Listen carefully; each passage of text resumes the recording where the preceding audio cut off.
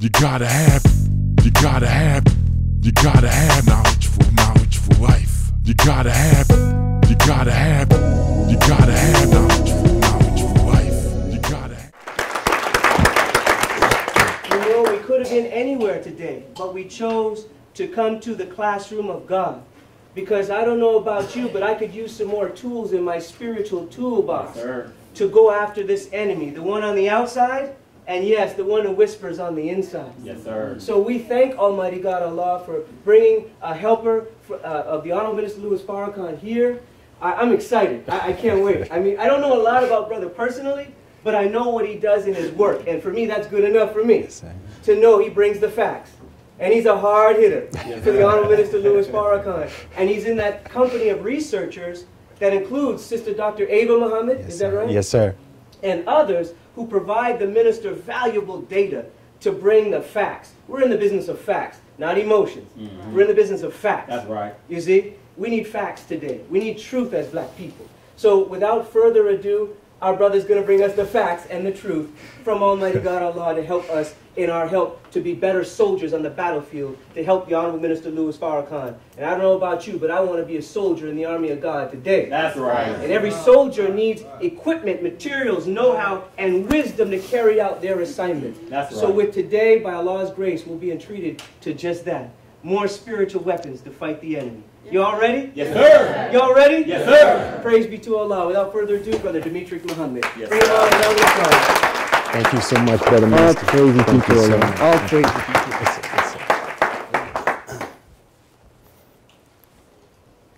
Assalamu alaikum. Wa alaikum salam, sir. In the name of Allah, the Beneficent, the Merciful, I bear witness that there is no God but Allah, and I bear witness that Muhammad is his messenger. We thank Allah over and over again for his merciful intervention into our affairs in the person of the great Mahdi, Master Fard Muhammad. We thank him for his coming and raising among us his messenger Messiah to us, the most honorable Elijah Muhammad. And we are further grateful and thankful to Allah for their divine reminder, servant, and warner among us, the Honorable Minister Louis Farrakhan. Beloved brothers and sisters, allow me to extend to each and every one of you once again the greeting words of peace and paradise of Assalamu alaikum. Wa alaikum salam, sir.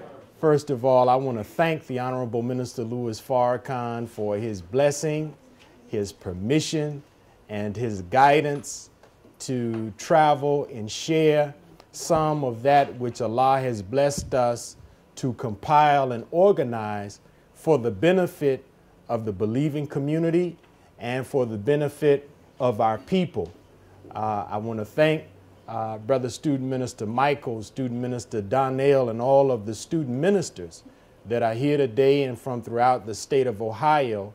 And I especially want to thank the believers for taking some time out of their busy schedules, bearing in mind that we all have our own full plate, if you will.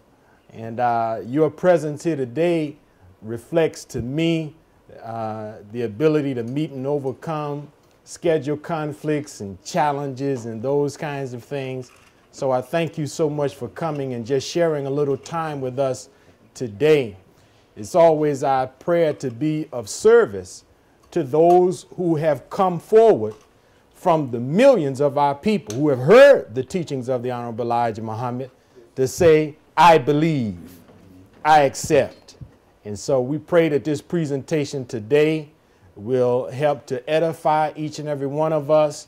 And as Brother Student Minister Michael hinted at, to give you some tools to put into your toolbox. Right. Allah has blessed us to travel to various cities around the country and doing various aspects of this presentation. And today, this particular presentation is titled Smiting the Shepherd to Scatter the Nation. And so I'll say at the outset, I'm going to roll on through the slides. However, if at any point during our presentation you have a question, feel free to raise your hand, and we will do our best to clarify or to respond to your question. We have tried to give an overview of various aspects of the minister's work his history, and his place in Scripture, all of which are that from which we draw from in positing a defense of him and his leadership. And really, more than anything, a defense of our love for such a man who has a documented record of love for us. All praises due to Allah. So we're going to get started. This is, I included this in Rochester, New York, because a brother asked me a question.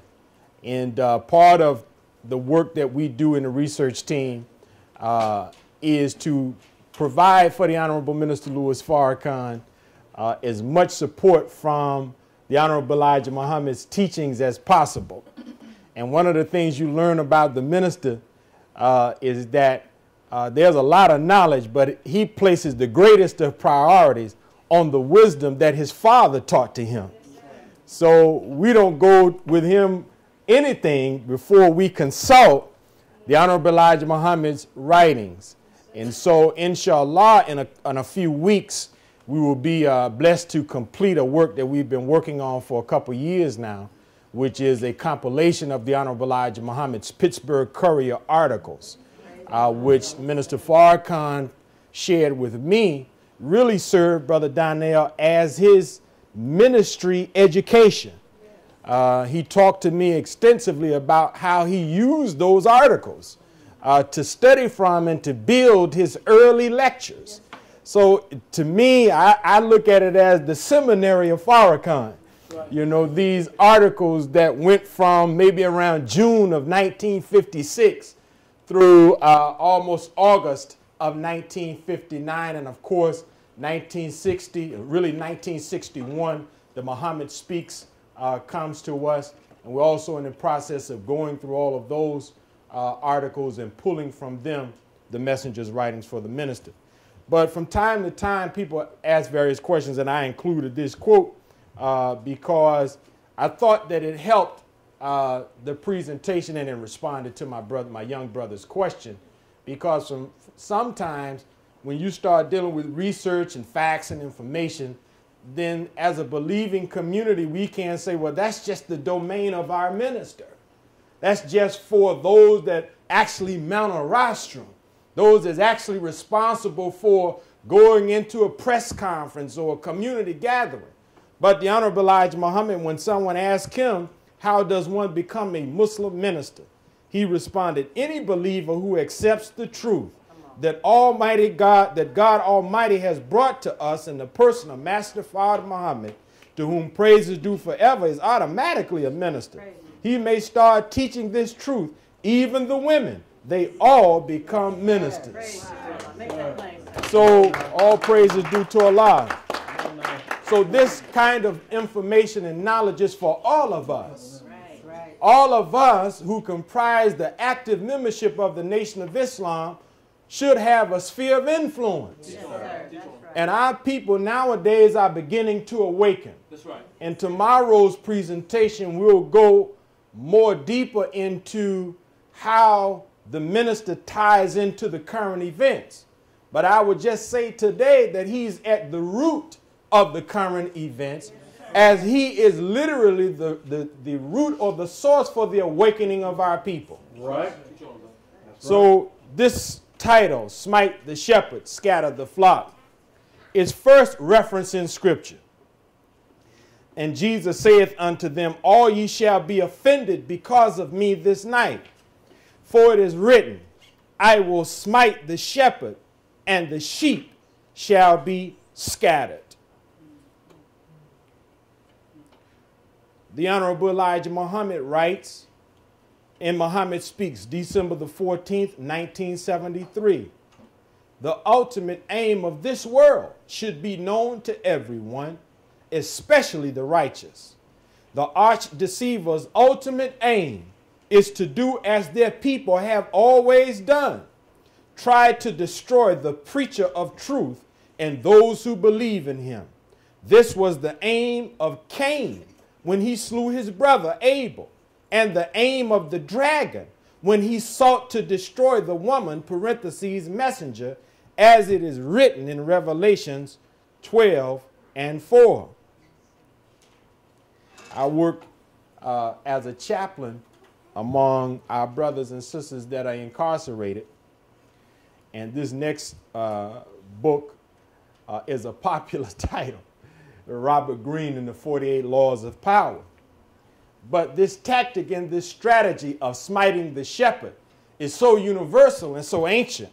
Robert Greene even included it in his 48 Laws of Power. He writes, one resolute person, one disobedient spirit can turn a flock of sheep into a den of lions. Do not waste your time lashing out in all directions at what seems to be a many-headed enemy. Find the one head that matters, the person with the willpower or smarts, or most important of all, charisma. Finally, the reason you strike at the shepherd is because such an action will dishearten the sheep beyond any rational measure. So this is to discuss a strategy.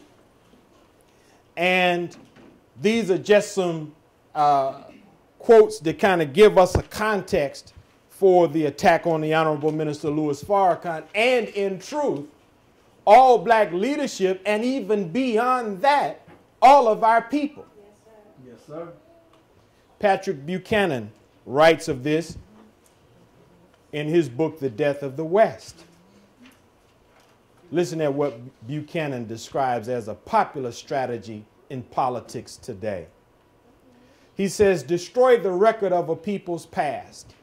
Leave it in ignorance of who its ancestors were and what they did, and one can fill the empty vessels of their souls with a new history, as in the movie 1984.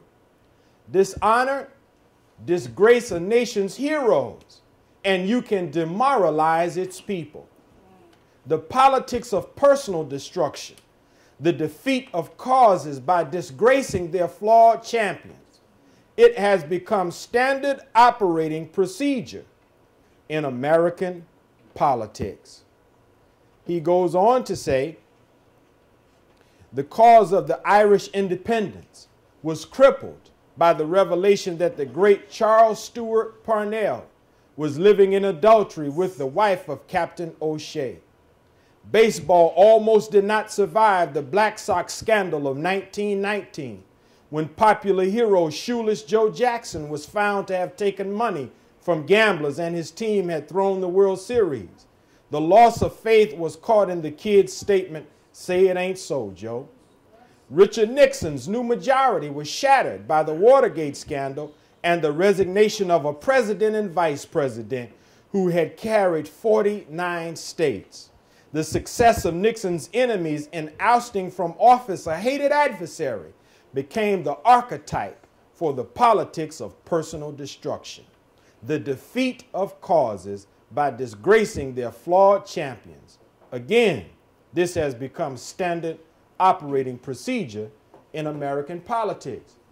Now, this strike the shepherd, scatter the flock strategy, as we can see, it's nothing new. The enemy does not need new strategies when the old ones are working. Right, come on now.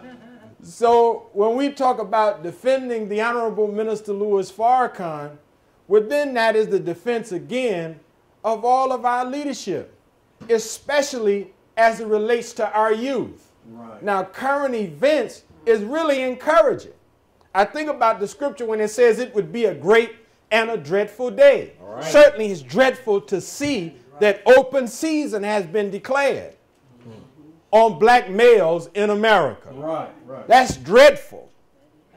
But one of the things that makes it encouraging is to see our young people awakening. That's right. Those that the demographers say are born from the early 80s on into the 90s, they call them the millennial generation. Right. You remember they used to have Generation X and Generation Y, but now you got the millennials. And the millennials, they've done a lot of studies on millennials because they want to market to them. They want to direct their interests and their concerns But this generation of young people have widely been deemed as those that see the struggles of the past as being irrelevant. Right. You know, I don't think there's no more racial problems in the world today. Right. They hear mom and dad talk about that and they think that we're just relics of the past. You know, after all, America has a black president. Mom, what are y'all talking about? But as Michael Brown was murdered, as Eric Garner was murdered, you see the young people's eyes coming open. Even athletes and entertainers are risking adopting a new model. Right. If you read, I think it was William Roden who wrote the book 40 Million Slaves. He talked about, in terms of athletics, the Jordan model as being opposed to the model of Jim Brown and Muhammad Ali. Right. When Michael Jordan became the superstar that he became, he established a model of just the athlete who had no social concerns. I'm just trying to win a championship, man. I'm just trying to sell some shoes and some sneakers. I'm just trying to have a good contract. It's all about the game. And so literally a whole generation of athletes whom Minister Farrakhan has said are athletes and entertainers, they're like black America's natural resources. They are our oil. They are our gold and diamonds and silver. And they're being controlled by our enemies, yet Allah has created some conditions that make the youth and our athletes and entertainers, their eyes are coming open. Yes, sir. Come on. But the enemy has had a strategy. See, if you look at popular culture, for instance, this happened maybe last year. This is our brother Lil Wayne. Now, any of us that's parents, how many parents is in here? I'm a parent. We know that we struggle to get our children's attention. Yes, sir. That's why I'm happy to see so many youth in here today. Minister down there. I'm happy. And I have to say that in terms of the trends within our nation of Islam, in various cities that I've seen, I've been very encouraged at seeing the youth of our nation get more involved. In many places you have youth that are in laborers' positions or assisting the laborers and really taking an active role, and I'm encouraged by that. Because, you know, many of us stepped away from our families and old traditions to become Muslims. Yes, sir. And we were hoping that with us, there would be a whole new Islamic division on our family tree. You know, it may have started out as Jones and Smith and Williams, but then as they look at the family tree down in the future, they see the Muhammad branch come onto the family tree. But if our babies don't pick it up and take the baton and continue on, our work stops with us.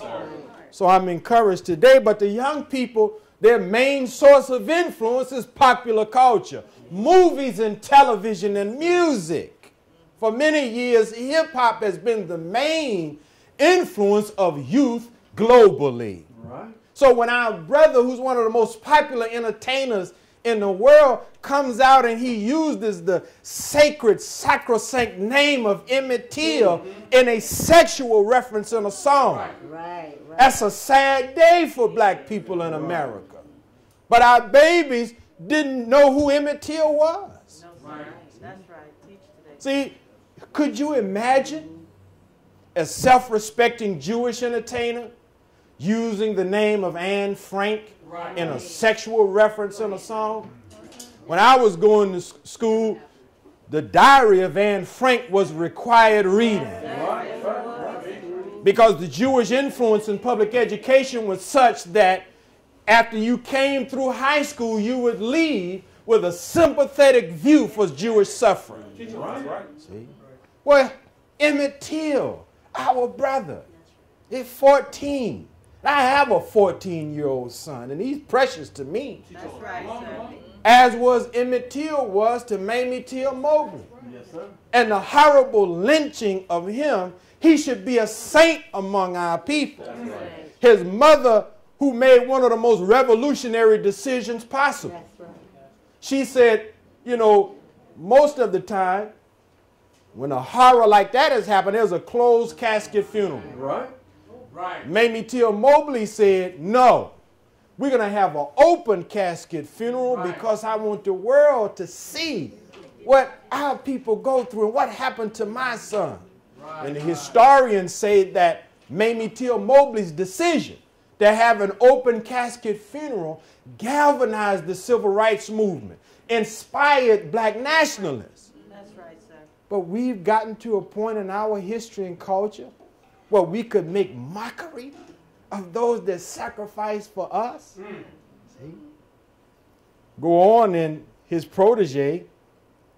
And I should say, to be fair, once the community began to criticize Lil Wayne, he apologized. But don't you think it's still problematic that the thought that such would be acceptable Right. ever came before? I mean, the damage was really already done, in my opinion. See? You remember this photo many years ago. It used to have the caption on Brother Malcolm, "By any means necessary." See? Well, Nicki Minaj came out a few months after that, and you see what that caption says. See? The shift in hip-hop back when KRS-One was on the mic, by any means necessary. But so those great ones, you remember, if you saw Savior's Day, the minister, in a beautiful act of inclusion and maturity and wisdom, he cited for us the pantheon of black leadership. And he gave credit and honor to all who struggle for us, whether they agreed with us or not. And he included Brother Malcolm. Right. We all hate how Brother Malcolm lost his life, but we can all agree he loved his people. But this is the state of affairs of that which is influencing our children.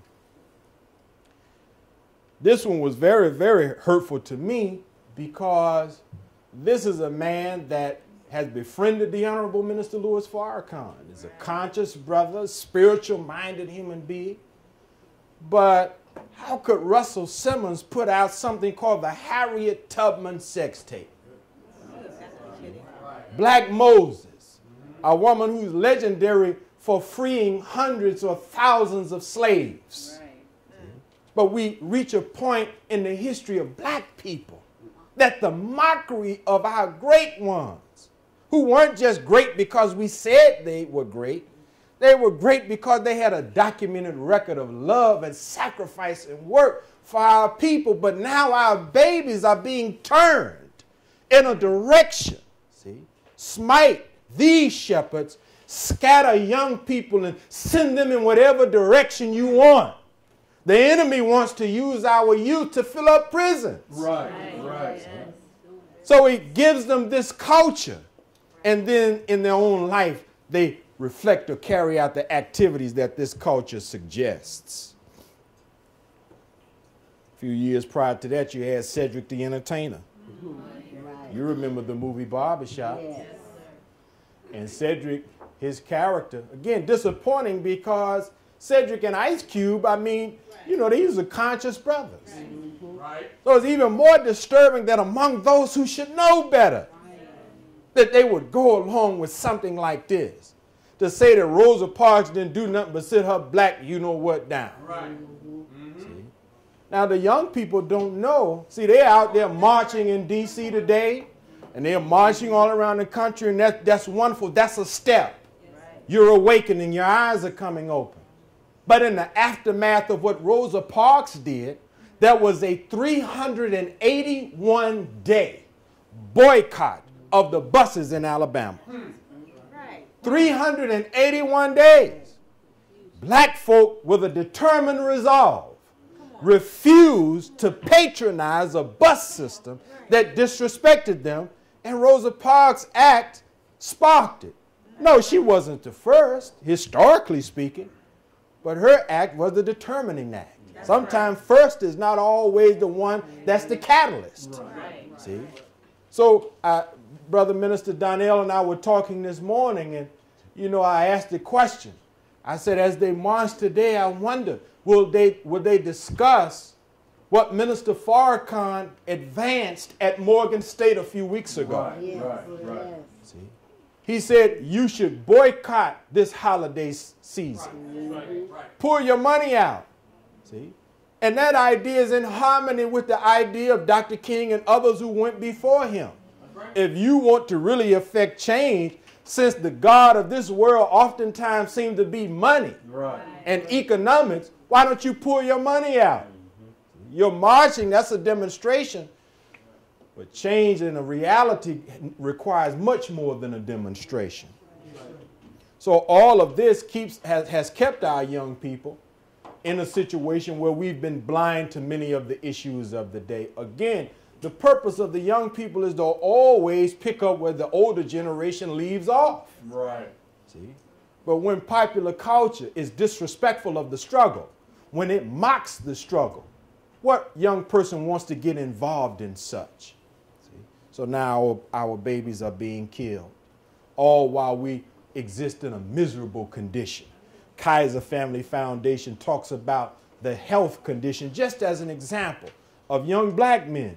It says 4.5 million black men ages 15 to 29 represent 14% of the U.S. male population. Of that age, 12% of all African Americans in the U.S. Their high rates of death, incarceration, unemployment, and relatively low levels of college graduation rates raise concerns for black families and the nation's economy. The contribution of social factors to the health problems of young black men deserves further attention than thus far received. By documenting the extent of the problem and by examining the factors associated with the lives of young black men who avoid problems and lead successful lives, policymakers can make and implement solutions. So this is the context of strike the shepherd, scatter the flock, and why the work of the Honorable Minister Louis Farrakhan is so important. You know, when you talk about defending Minister Farrakhan is a man that we love. That's right. And, you know, in the past, our defense of the minister has not always been the most rational defense. Yes. Not always been the most practical defense. Our defense has basically been, let's step outside. And that's still our spirit, to be quite candid with you. However, we have been taught to use supreme wisdom. And following the example of the minister, so many of our people are in opposition to him just out of ignorance. They just have not been given the facts. And since the devil controls the media, remember in A Torchlight for America, the minister gave guidance on how the airwaves, which belong to Allah, should be used. The airwaves, television and radio, should be used to educate and uplift the people, inspire and give the people the truth. You could revolutionize America in its moral condition overnight with a better use of the airwaves. But instead, our enemy promotes lies, falsehood, and slander concerning the Honorable Minister Louis Farrakhan. So our defense of him necessarily must give or provide documentation, because documentation defeats conversation. So the tools of our trade involve history, scripture, actual facts. In the Bible, in 1 Peter, it says, always be ready to give a defense to everyone who asks you a reason for the hope that is in you. The Quran states, call to the way of thy Lord with wisdom and goodly exhortation, and argue in the best of manners. From the Honorable Elijah Muhammad, which we know that this quote comes from him. I find that many times people write of this quote because Malcolm said it and they attribute it to him. Right. You know, I've seen posters and this quote is I'm like, Malcolm, he said it, but If he were here, he would tell you he got that from the Honorable Elijah Muhammad, that history is most attractive and best qualified to reward our research as it develops the springs and motives of human actions and displays the consequence of circumstances which operates most powerfully on the destinies of the human being. So we're going to look at some of the history of the Honorable Minister Louis Farrakhan. As students of Minister Farrakhan, it's not too much of an expectation that we should have expertise in his history. That's right. Yes, sir. We should know what have been the minister's contributions. That's right. Right. We should know what makes him a man worthy of the kind of sacrifice that we do to support and help him. Why should black America, black folk, they got their own preachers and leaders and teachers. Why should they, in other words, walk away from one school of thought and come over to our school of thought? Yes, sir. We have to have the facts. We can't just say, man, Farrakhan is bad. He is. He is now. Don't get me wrong. And the proof of that, I would have to say, I'm sure all of us in this room by now saw the minister's words at Mayor Barry's funeral last week. Oh, my God. And in addition to what, as time goes on, you try to hear the minister and study the reaction of the people. And I remember looking at how everybody was just in such awe of the minister, a man that's 81 years old. That was the great Pastor Jamal Bryant, Reverend Jesse Jackson. I think members of the Obama administration were there. And I was like, my God, what kind of man is this that goes to a funeral and gives life? This man resurrects the dead at a funeral. So all praise is due to Allah. And when I went into work the next day, one of my co-workers was telling me, he said, man, Farrakhan cut up this weekend, man. I was like, oh, you talking about the Barry? I'm like, oh, man. Then another one of my co-workers was like, what are y'all talking about? I was like, man, he said, Farrakhan, man. He said, you can go and watch it on YouTube. Then the brother went and put it up in his office on YouTube. So I said, man, this is pretty good. I'm in the office, and then my I can hear him playing the minister on YouTube. But I say all of that to say this is a good time for the nation of Islam. It's a good season for us. It's not a season for us to be found inactive in our mosques and study groups. It's not a season for us to be AWOL. Our God, who came in the person of Master Fard Muhammad, he's creating conditions where the only voice that the people are going to listen to is the Honorable Minister Louis Farrakhan in the Nation of Islam. Right. The Honorable Elijah Muhammad told Malcolm, brother, you hold your position. Right. They don't have anywhere to go. They're coming to us. Yes. Now, what are they going to do after they march? Right. Go get high, go drink a beer, go chill out. Yeah, we protested. See? Yep. But the serious ones of them are going to want to look for that which is successful, that which is sustainable, and that which makes sense. Because as the minister has taught us, you can change all the laws you want. You cannot legislate attitudes and beliefs. See? So you give a racist a different law to operate under, that doesn't do anything to change or transform the heart of a racist. So it's our time, beloved brothers and sisters. That's right, sir. Thank you. Now, I hope y'all didn't mind I brought a few white people in here today. See? Y'all didn't even check him, see? Shame on you, brother. All the white people to bring. Especially this one. He needs to be checked and, disrobed and everything, Mr. Abraham Foxman. But Foxman said last year that in the black community, basically, there's only one man standing. Now, you know when your enemy is forced to acknowledge your position. See, that's the one you take note of. See, because he says this really from the spirit of exasperation. After having opposed the minister for the last 30 years. That's right. Ever since the minister came to attention during the early 80s, and when he began to defend Reverend Jackson, That's right. the Jews have considered Farrakhan persona non grata.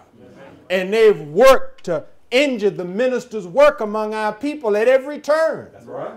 So Foxman is basically saying, look, you know, we didn't put raid on the man, decon on the man. That's right. We done went and got the strongest stuff we can do.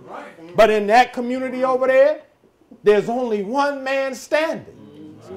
And basically he's also saying all of the other ones that you and I might respect, he doesn't respect. Right. Right. Maybe it's because he and his people control them. Because they control their budgets. See? Right. So I wonder who funded the march today. I don't know. I'm just raising a question. You know, I'd be interested to see who funded today's march. Good point. Why was not the man who in D.C. 1 week ago invited to address the people, the Honorable Minister Louis Farrakhan, the man that brought the crowd to their feet, almost made Marion Barry get up out of the casket and say, that's right. But he wasn't invited. That's interesting to me. It suggests that there's another agenda. That's right. You know?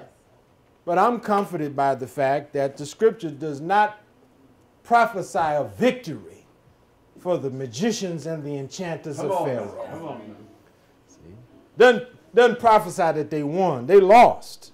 And some of them ultimately believed in the God of Moses and Aaron. But that's a subject for another time. Now, let's look at this documented history of aggression against the Nation of Islam. 1939, that's a long time ago. Back during America's foray into the Cold War was beginning. They ended up producing something called the Security Index. The Security Index was prior to COINTELPRO. Many of us are familiar with COINTELPRO. Prior to that was the Security Index, and they included nearly 700 members of the Nation of Islam on their watch list, compared to only 470 some odd members of the Communist Party, which is very, very significant because publicly speaking, Russia during that time period was America's greatest enemy. Remember the arms race when basically America and Russia competed with building nuclear arms? Why would they have more members of the Nation of Islam on such a list than they would members of the Communist Party? Because essentially the Communist Party was the Russian government's arm within America. So the nation has always been feared by our enemy. We look at ourselves sometimes, you know, we say, you know, we're just a little small group of people and, you know, struggling to try to do what we do. But when our enemy looks at us, he sees the seed of that which will ultimately take over this country and the world. Yes, sir. This is the seedling, a baby nation within a nation.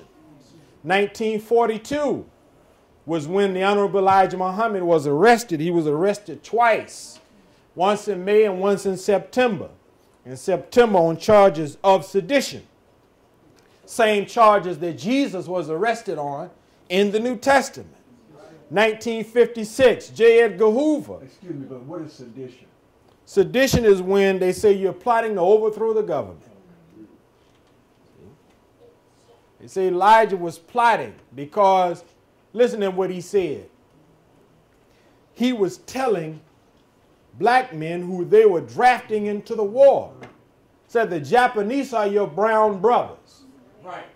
You don't need to join the war effort to go and fight against your brown brothers in Japan. That's right. See? Because in the Honorable Elijah Muhammad's definition of black is basically, if you're not white, you're black. So early on, all praise is due to Allah. You know, you go in professional environments and they talk about diversity and this kind of thing. The Nation of Islam was teaching diversity ever since its beginning. Come on. Honorable Elijah Muhammad said his teacher, Master Farrakhan Muhammad, traveled the globe and visited every inhabited place on the planet. Right. And he taught him that we have family among the black people, the brown people, the red and the yellow people. That's our family. Right. And if our enemy, who is the depriver of freedom, justice, and equality for us, goes to fight our own kith and kin, that's not a fight that we should get in on the side of our enemy. That's right. That's right. So the Honorable Elijah Muhammad and many other black groups, they were on the side of Japan. You can read about some of the scholars talk about when Japan was the champion of the world's darker races.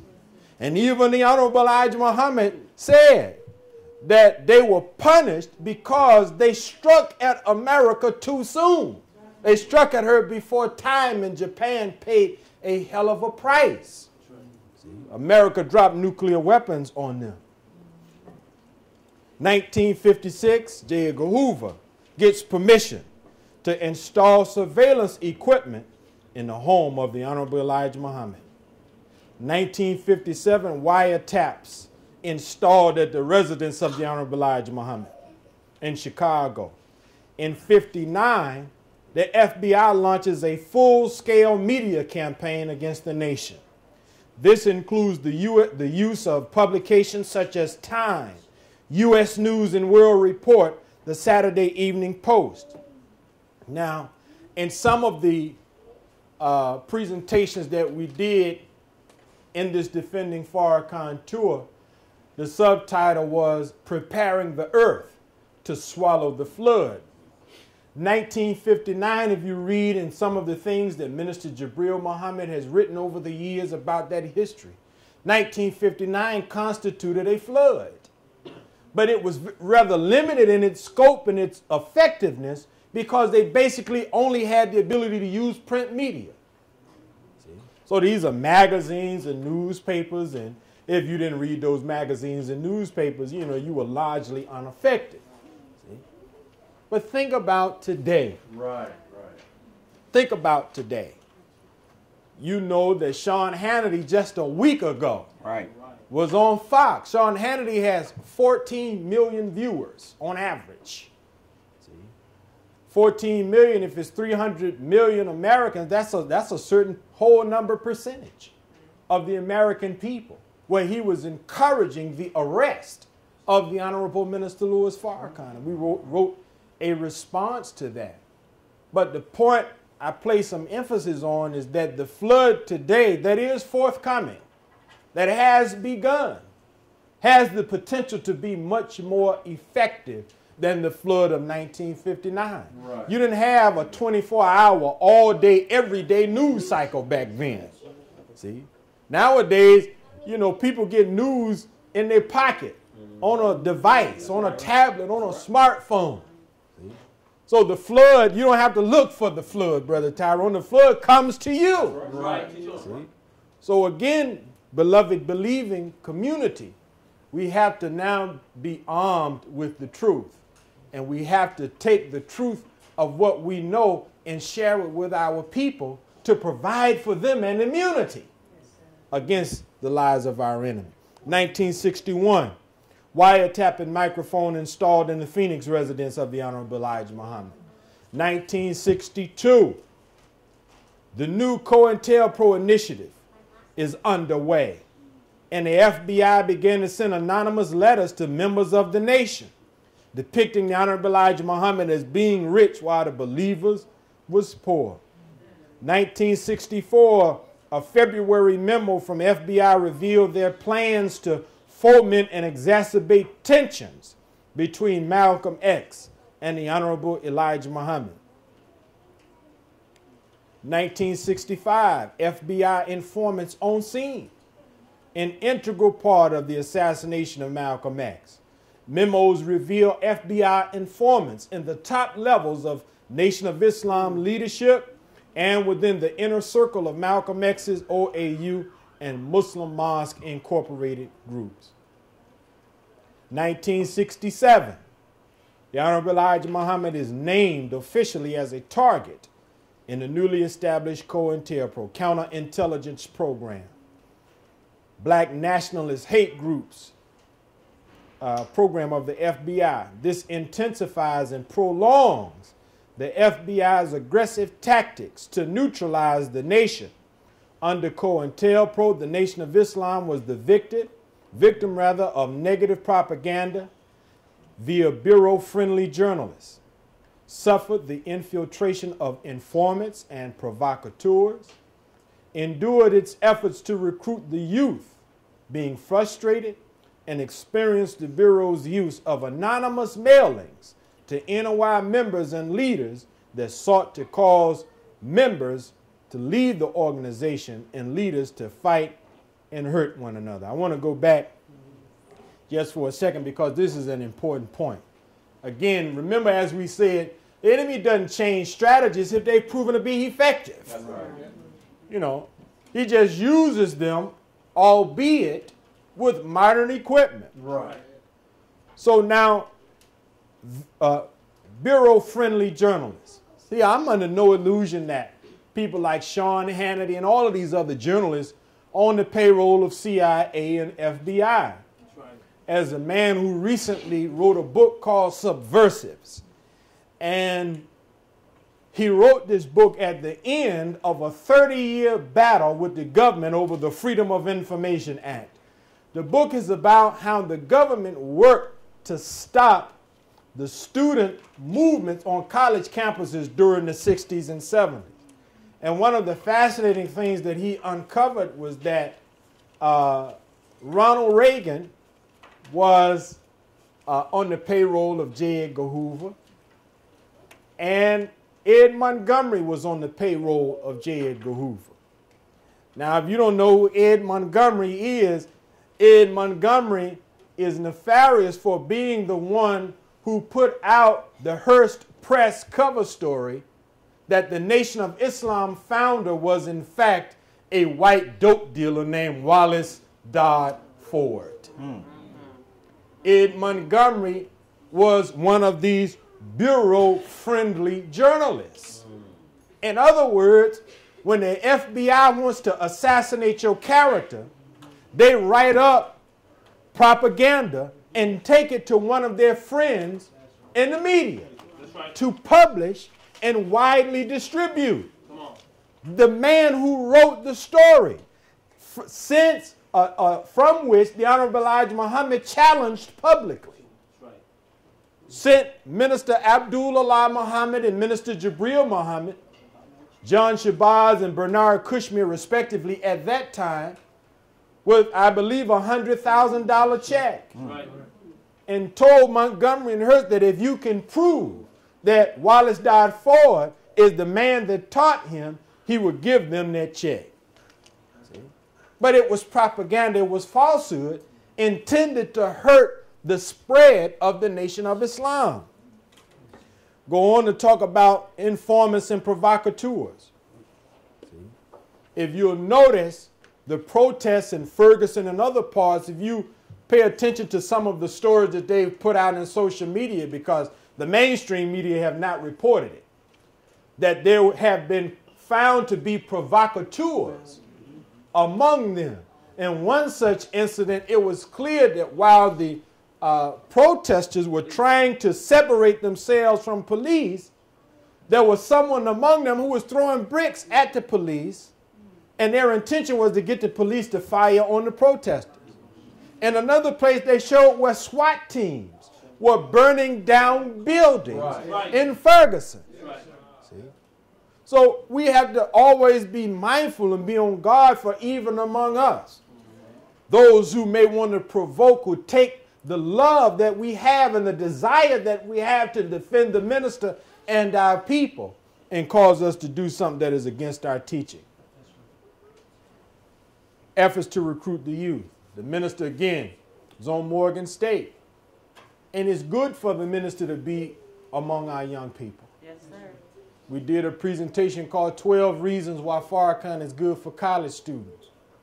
But it's still somewhat under restriction. Because now the minister who loves our young people, he has to go now and spend his own money. Right. Now, who do you think is more valuable that our young people here? Bill Clinton or Minister Louis Farrakhan?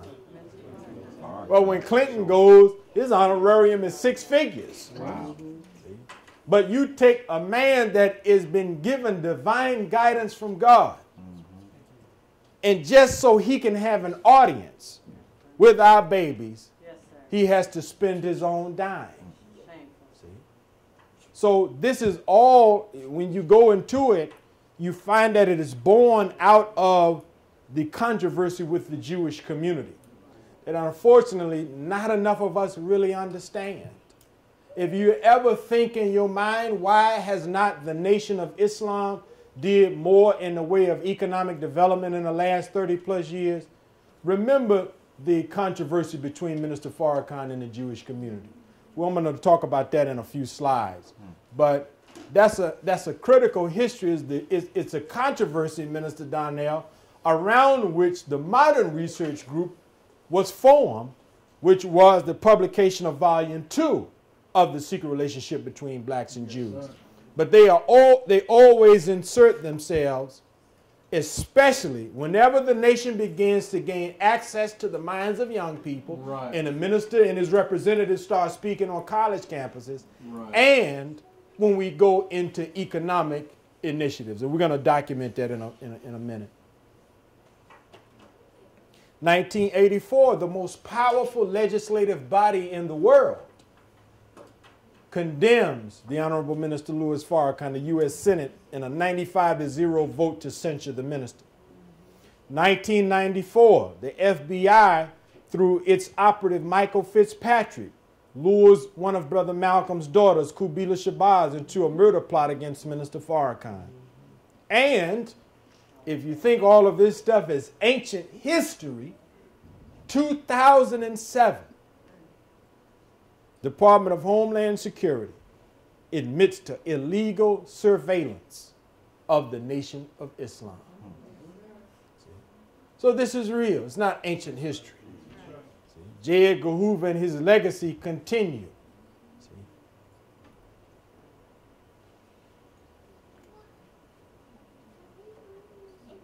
Now let's move a little bit into the character of the minister.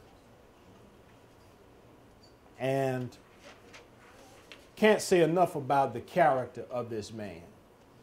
As students of the minister, I think this is one area where we must place a great deal of emphasis, because the public gets a chance to see the bold and courageous black man who loves his people.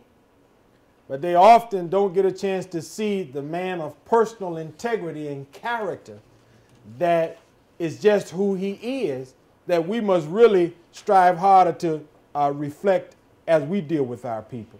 But in Closing the Gap, there's a great passage where the minister talks about how he sees himself. You can tell a lot about a person by what they think about themselves.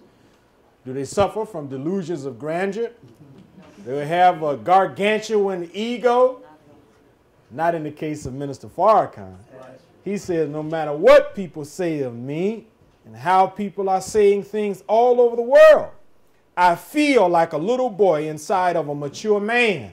I keep thinking as I look at myself, just like I was when we were back in Roxbury, Massachusetts.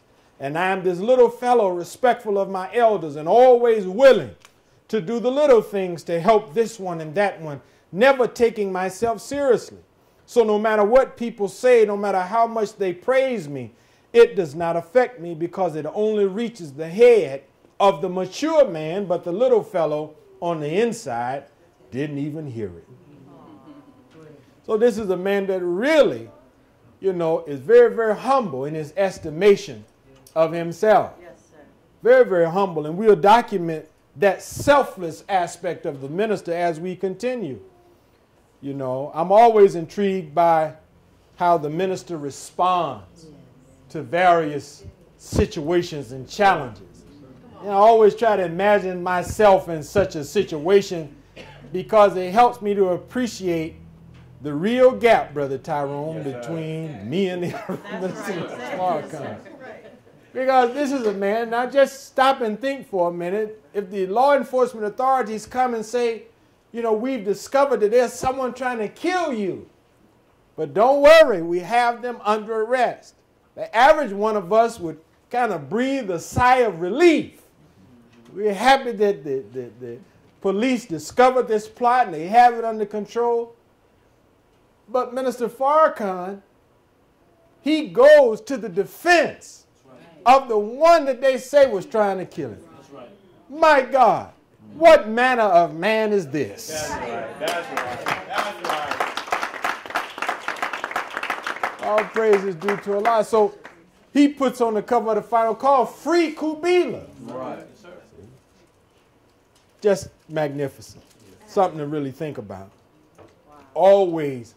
See, I like to describe it as the minister is a man who mentally and spiritually operates and functions from an elevated place. Yes, sir. You know? I'm always reminded, you know, whenever I travel, of how in the Quran, Allah says that the believers take Allah's color because Allah is best at coloring. And it speaks to how, as a believer, we ought to take Allah's view. Right. In another place in the Quran, it said that after Allah and His messenger decree a thing, the believer has no opinion after that. The minister operating from an elevated view, when you're up in an elevated position, things don't appear to be as big as they did when you were on the ground. Yes, sir. Everything appears to be smaller and much more manageable and easier to deal with. And in Scripture, God is always described as being in an elevated place. See? He sits high. He looks low. And I think that that quality in the minister helps him to always see the hidden hand of the enemy. So he knows that this young sister, she may have had rancor in her breast, but it's the enemy's ultimate aim to really destroy Minister Louis Farrakhan and the Nation of Islam. So the minister redirected the attention of the people on the hand of government using Michael Fitzpatrick and the natural feelings of Malcolm's daughter to ensnare her into that plot. But again, what manner of man is this? Now, Stu Minister Donnell and I were talking earlier about some of the prominent black people, Bill Cosby, Adrian Peterson, Ray Rice. I mean, really the image of the black male in America today is that the black male now has become the poster child for all that is wrong in America. Right. You know, we beat our women. We have an uncontrollable libido. We abuse our children. We're deadbeat dads. I mean, you name it, if it's negative, That's right. in the minds of the people, that's something germane to what black men do. Right. And so, you know, studying the way of the Honorable Minister Louis Farrakhan is such that he always come to the defense of our people. Right. You know, and I've thought about this over time, all of the people that the minister has come to the defense of, prominent and otherwise. It's a long list. This is just a partial listing of some of the people that the minister has used his good name and clout with the people to again redirect the attention from whatever the misdeeds may have been of the brother or sister back on the hand of the root of the issue, is that 30 to 40 million black people live in a hostile environment with institutional racism and white supremacy ruling the day. And that as the Bible says, we are people born in sin and shaped in a sinful world.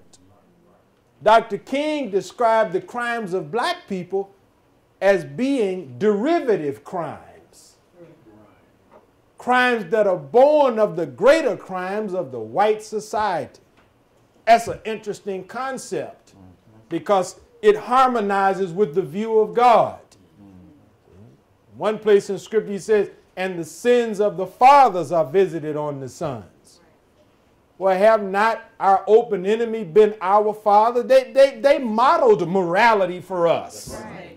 See, how did they model morality? Did they have respect for women? Did they have respect for family life? He was no moral authority before us to emulate. Yet, being the only teacher of our people, we have certainly reflected him, as the minister said powerfully at Morgan State. You have become the white man's protege. That's a heck of a statement. Especially if the white man is the devil. You mean that you have been the devil's protege? A student and a practitioner of evil. My God. See? So the ministers always defended our people. And again, this is not just some, y'all need to leave him alone. He's a good brother. No, it's a little bit more than that. And again, a lot of people, especially young people, I'm just going through some of the list here. A lot of people, young people, don't remember Mayor Barry. Mayor Marion Barry, they spent millions of dollars, the government did. 42 million. 42 million to find him smoking crack with a prostitute and had it on film, and they looped it all day, every day on CNN and other news stations, traveling all over the world. I mean, if anything could destroy a man's reputation, that pretty much could do it. Yet, now, prior to, and I know you remember this, Minister Donnell, Yes, Mayor Barry had been forced into a repudiation of the minister. correct. And yet, the minister comes to his aid, comes to his defense, and talking to people from Washington, D.C., who were around at that time, they said that, understandably so, Marion Barry had no intention of running for mayor again. But it was the minister who put the idea in his mind. And to make the long story short, after all of that, he ran for mayor again, and he won again. That's right. See? Because the Honorable Minister Louis Farrakhan caused the people to see, yes, this is a man's own sin. It's wrong. We don't uphold him in that. But now, wait a minute. Was that important enough to spend $42 million of taxpayers' money just because they didn't like him from the get-go? That's right. Washington, D.C., hey, that's Chocolate City. It's the nation's capital, but it's an all-black, for the most part, black-dominated, I would say, to be, speak better, city. See? And they didn't want D.C. to have a black mayor, a man who was not afraid to do things for the people. Right. And so he was given almost a presidential funeral because he had benefited so many people, created so many jobs. He was a good mayor, even though he had his own personal demons that he struggled with. And the minister helped us to see that. Now, this is not just a phenomenon that, I'm introducing. This has actually, again, been acknowledged by the enemy.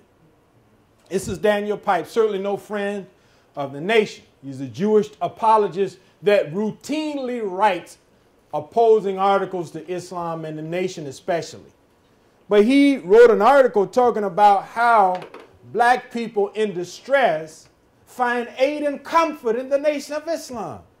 fascinating because now the nation is supposed to be this bad group, anti-American group, you know, stay away from them. But yet, in white circles, they say that when we start coming down hard on them N-words, they find a safe haven and a refuge among the Muslims. He said, the New York Post reports today that Michael Jackson last night became a member of the Nation of Islam.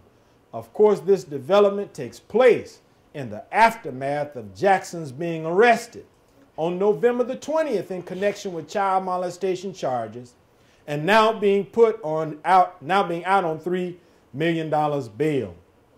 If this report of his conversion proves to be accurate, it would fit a well-established pattern of African Americans who, finding their reputation in tatters, turn to the Nation of Islam, which then provides them with solace and help.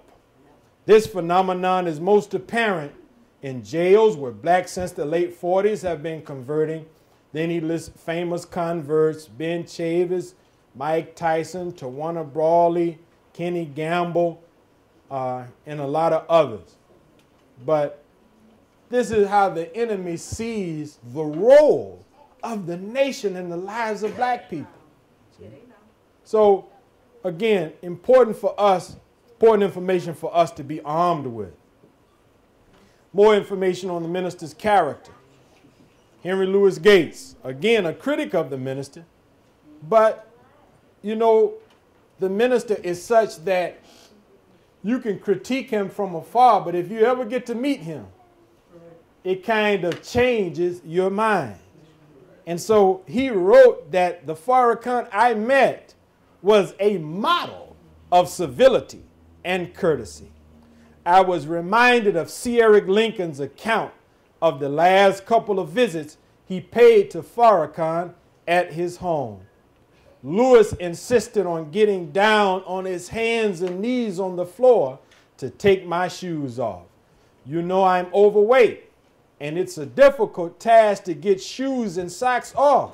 And so Lewis said, I will do that. And I said, no. And Lewis said, no, I want to do it. So he took my shoes off and rubbed my feet to get the blood circulating. Wow. Now just think over that. That's the character of our leader, teacher, and guide.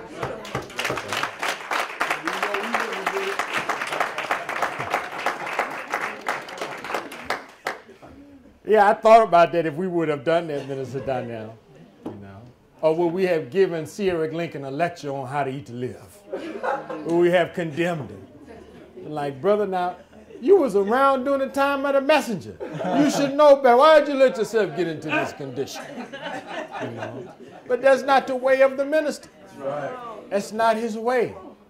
And so that's for us to study and to really, you know, think about if we have that kind of heart. You know, the minister, you know, he's an extraordinarily unusual man. Come on now. Not natural and not unnatural, but supernatural. That's right. So we talk about a lot of this in our book, Who Do They Say I Am? The Vindication of Minister Louis Farrakhan. Because whenever the minister is criticized now, you ain't never heard that on PBS or NBC or CBS. That and how people really feel about him that have had an encounter with him, all of that is hidden. Right, that's right. They hide that narrative, which really, if you're going to be honest, okay, we can take some critique. The minister has said himself, I consider my critics some of my best friends because they help me to see outside of people that's just going to be yes men. The minister don't like yes people, you know. And, you know, I remember some of the first opportunities to meet with them, Minister Donnell, and, you know, I was like a deer in the headlights, man, you know, and we were getting together for research meetings, and, you know, I just was like, man, this is kind of surreal, you know. Yes, sir. And, he would ask me my opinion on things. I wouldn't have any opinion. But I learned, I said, well, if I want to keep being invited back, I kind of need to get over being starstruck with the minister, because, you know, he would share thoughts and ideas, and he wanted our feedback. You know, honest, not just to say, well, I agree, Brother Miller, that sounds good to me. No, he wanted our honest feedback. So he's not the kind of human being that just want everyone to agree with him. That's not his way, you know. So even those that have tried to portray him are not honest enough to show, yeah, we may think he's anti-Semitic, but there's a lot of other people who beg to differ with this view. Right. So they're not honest, and they're not genuine even in their critique. So again, the title of that book comes from when Jesus said, "Who do they say I am?" You know, I find it interesting that part of the response was, and some say you're Elijah. That's intriguing to me. Anyway, the Quran says, by the inkstand and the pen, and that which they write, by the grace of thy Lord, thou art not mad. And surely thine is a reward never to be cut off. Surely thou hast sublime moral characters. I'd like to say that in the case of the Honorable Minister Louis Farrakhan, we could take out that word mad, which comes from the Arabic word majnoon. We could say thou art not an anti-Semite. Thou art not a hate teacher. Thou art not a demagogue. But surely, Minister Farrakhan, yours is a reward never to be cut off. You are our teacher, and you have sublime moral character. All praise is due to Allah. Some of us remember this. When the great star of Die Hard, all of the great films, Bruce Willis, he said, hey, look, if I was a black man, I would be with Farrakhan. Now, in the full quote, which we include in the book, in the same breath as he's criticizing a major, powerful white man, Bob Dole, that he called the nitwit. I think at that time, Dole was running for the Republican nomination for president. And one of the most major Hollywood figures comes out and says, I prefer Farrakhan over Bob Dole, and if I was black, I would be with him. Now, just to be, you know, transparent about it, he retracted his statement. But, you know, the statement was what was in his heart. The retraction was what he was forced to do by the likes of Abraham Foxman, the ADL, and the other powerful Jewish people in Hollywood. See? And that's not just some conspiracy theory. Neil Gabler wrote a book called How the Jews Invented Hollywood.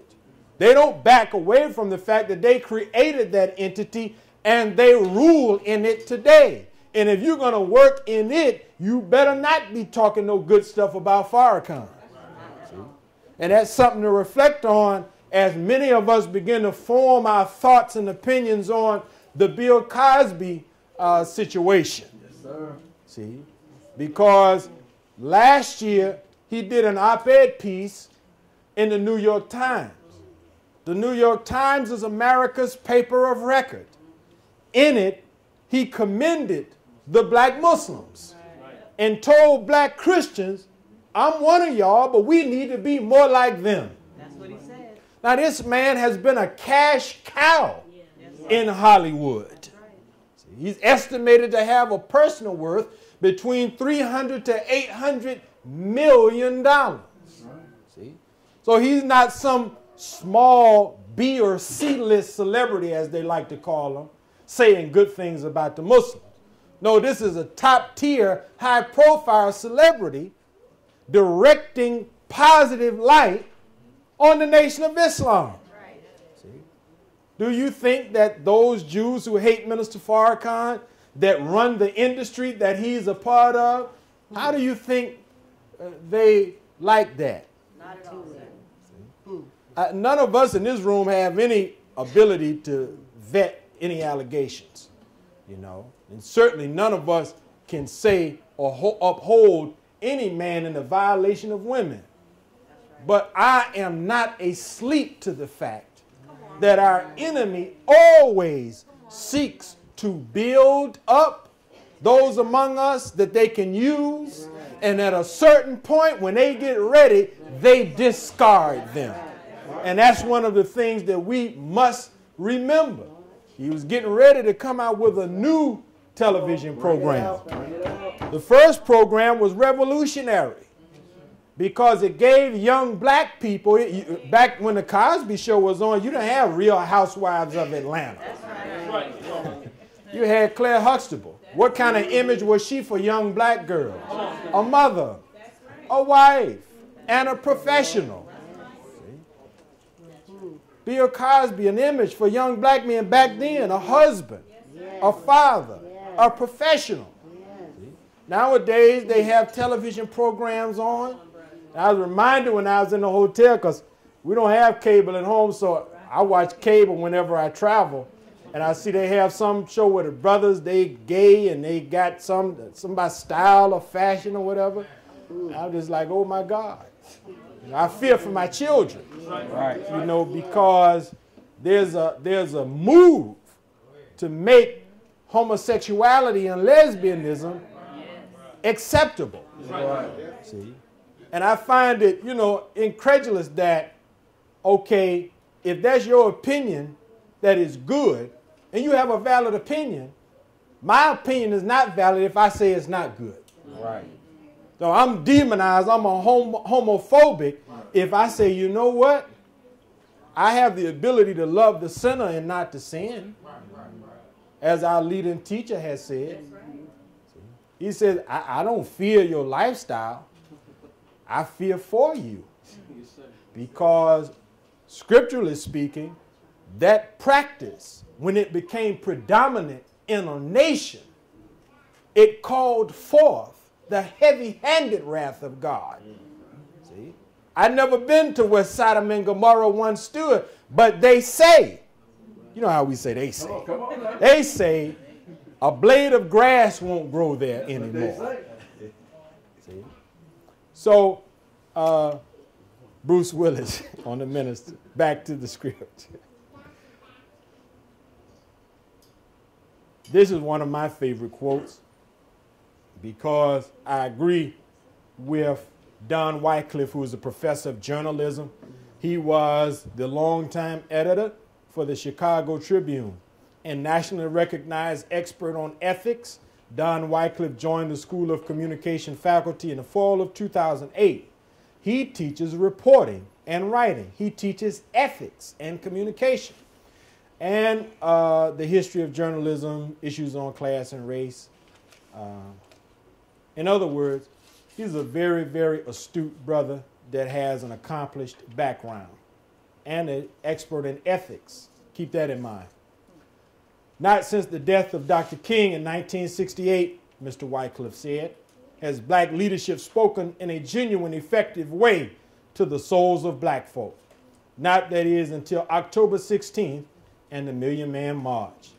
The genius of the event, which is to say, the genius of Louis Farrakhan, who conceived it, was to couch its purpose in religious terms: atonement, reconciliation, recommitment to God, women, family, and community.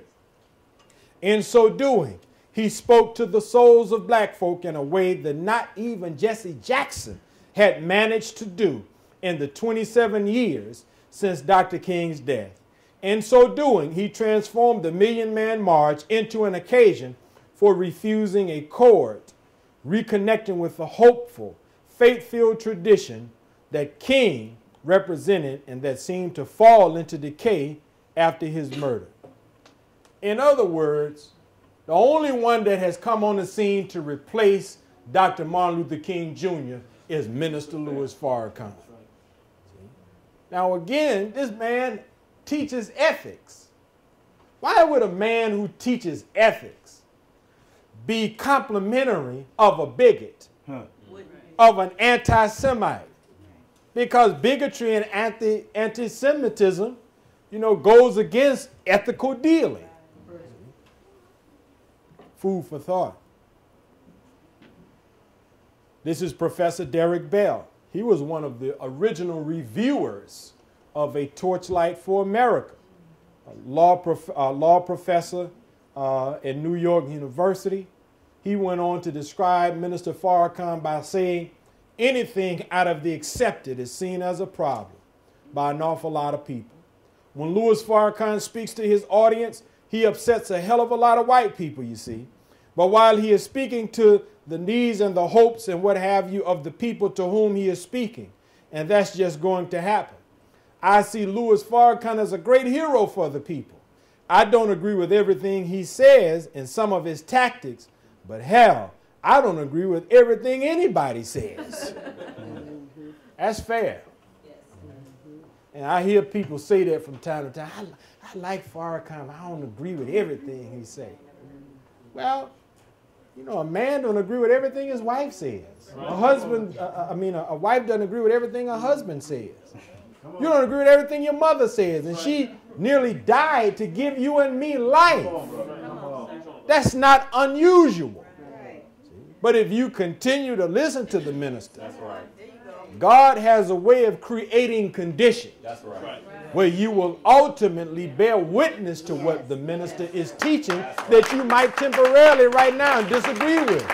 All praise is due to Allah. The Bible says that a day would come when every knee would bow and every tongue would confess. I guess prior to, those knees were not bowing and those tongues were not confessing. But apparently something happened that caused submission to take place. Professor Bell went on to say, smart and super articulate.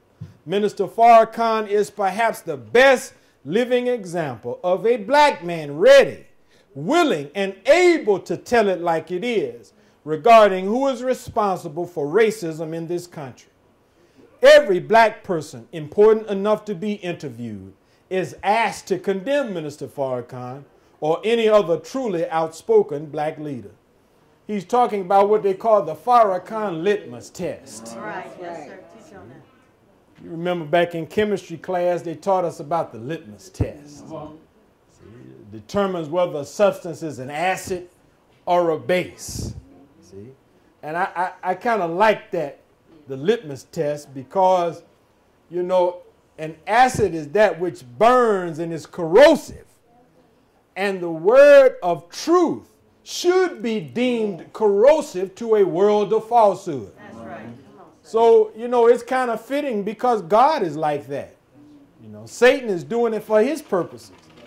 But to be quite candid about it, the people are judged based on where you fall with the servant of God. Right. Always has been that way. See, when Jesus was among the people, those that were pro-Jesus, they were viewed favorably by God. Those that were against Jesus, they were not just the enemies of Jesus, but they were also the enemies of God. The Quran, in its beautiful characterization, says that obedience to the messenger is obedience to Allah. That's what the Quran says. So, you know, this Farrakhan litmus test, it's not such a bad thing, even though the enemy has it for bad purposes. This was Andrew Young back in the 80s, what he had to say about the minister. He says, Atlanta Mayor Andrew Young, U.S. Ambassador to the United Nations under Jimmy Carter, interviewed by the Baltimore Jewish Times on August 30th, said he agrees with 9/10 of what Nation of Islam Louis Farrakhan says. My God. 9/10, that's almost everything. Some of us don't end up with 9/10 of our salary after they take out deductions. So 9/10 or 90%, that's pretty good. I said in my mind, I said, we need to hurry up and get Andrew Young a Savior's letter because, you know, man, 9/10. Right. And he went on to talk about, he said, Young called Farrakhan a legitimate player in the mainstream of black ideas and says his power plan is wonderful because it would employ lots of people.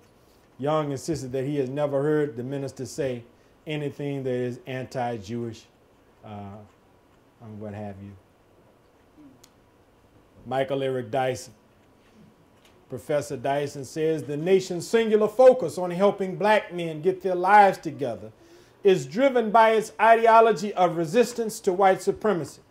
The nation has worked diligently to make proud black men out of black prisoners, those in jail or those whose self-image is distorted because they are captives to a worship of the white world. This is one of my favorites because it's by a sister who at one point in her youth was a part of the nation. When the nation made a turn or fell in 1975, she went her own way. But the message of the minister came back to her and helped her in a very profound way. She writes, moreover, marijuana, dropout, and free love were the buzzwords of my generation. The Beatles, Jimi Hendrix, Sly and the Family Stone, our Pied Pipers of modernity. They lured us into a dark and swirling hole of hedonism. And Farrakhan, espousing the teachings of Elijah Muhammad, brought me out of the tailspin. And to that point, I have been taking birth control pills to keep from getting pregnant. But after listening to Louis Farrakhan speak about how potent a drug must be to be capable of shutting down one of nature's powerful biological functions, that of reproducing itself, I stopped. It took me another 2 years to ovulate or produce eggs again. And some years later, the pharmaceutical companies revealed that we had been guinea pigs, and the pills prescribed to some young women were about 10 times more potent than they should have been. You're poisoning yourself, Farrakhan has said. Why kill the fruit of your womb, prevent maybe another great black leader from being born? Hasn't Pharaoh killed enough of our children? I am glad I heard him. I stopped taking the pill, and now I am the proud mother of 4 children, a daughter and 3 sons.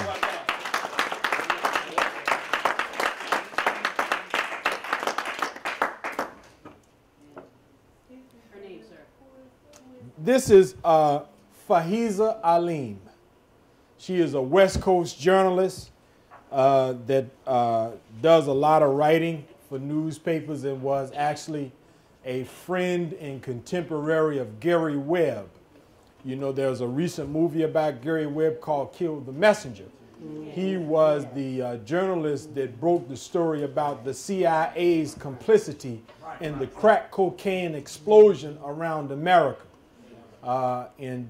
So I like this because, you know, the word of the minister, people say, well, what does Farrakhan do? He gives speeches and, you know, lectures and whatnot.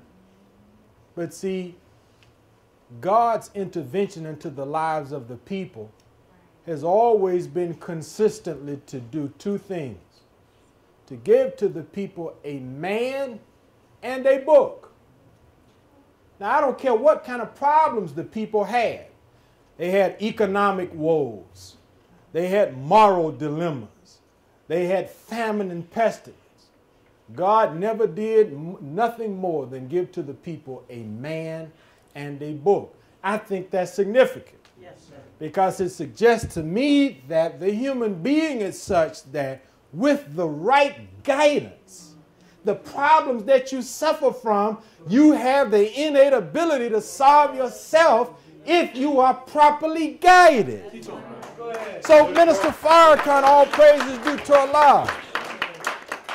It's not for him to come and break up the Bloods and the Crips from killing each other. You know, he's not an activist in that kind of way. You know, they do these documentaries and, you know, they're down in the trenches. That's good. That's commendable. See? But what was God's way? God's way was to give to the people a teacher. See? The first command of Prophet Muhammad ever received was Iqra. Read in the name of thy Lord. And literally, Iqra carries with it the meaning, the dual meaning of to read and to proclaim. Or in other words, to read and teach. Not just to read and absorb knowledge personally, but to read and what you learn, proclaim it and teach it to others. So when a woman says that because I heard Minister Farrakhan and I was able to make a course correction with my own personal life. Now she has a daughter and 3 sons that she says, now I'm not saying it, but she's saying that 4 lives would not even be here if I had not been listening to Farrakhan. And all praise is due to Allah. How many other countless women and men does she speak for? That's right. Something to think about. This is the defense of Farrakhan. That's right. Now this is a brother, y'all probably didn't want him in here either. But he came as my guest, so I hope y'all will be hospitable to the great Supreme Court Justice Clarence Thomas. Now, again, all of these quotes are rather fascinating when you consider all that surrounds them, because certainly a brother that, you know, many people, conscious or otherwise, is like, man, that dude is a Tom later for him. But now, Clarence Thomas said early on, in two speeches prepared for his use in 1983, Mr. Thomas, then the chairman of the EEOC, again an agency dealing with ethics, he described Mr. Farrakhan as, quote, a man I have admired for more than a decade. I'm going to say that again. A man I have admired for more than a decade. The speeches were for a meeting of the Capitol Press Club here on September the 19th, 1983, and for a meeting of the National Association of Black MBAs in Atlanta on October the 6th, 1983. Mr. Thomas quoted Mr. Farrakhan on the need for self-help among blacks without mentioning any of the minister's views of Judaism. That was reported in the New York Times, 1991. Now that's fascinating to me, again, because, you know, most of the time Clarence Thomas is not on the black side of issues, you know.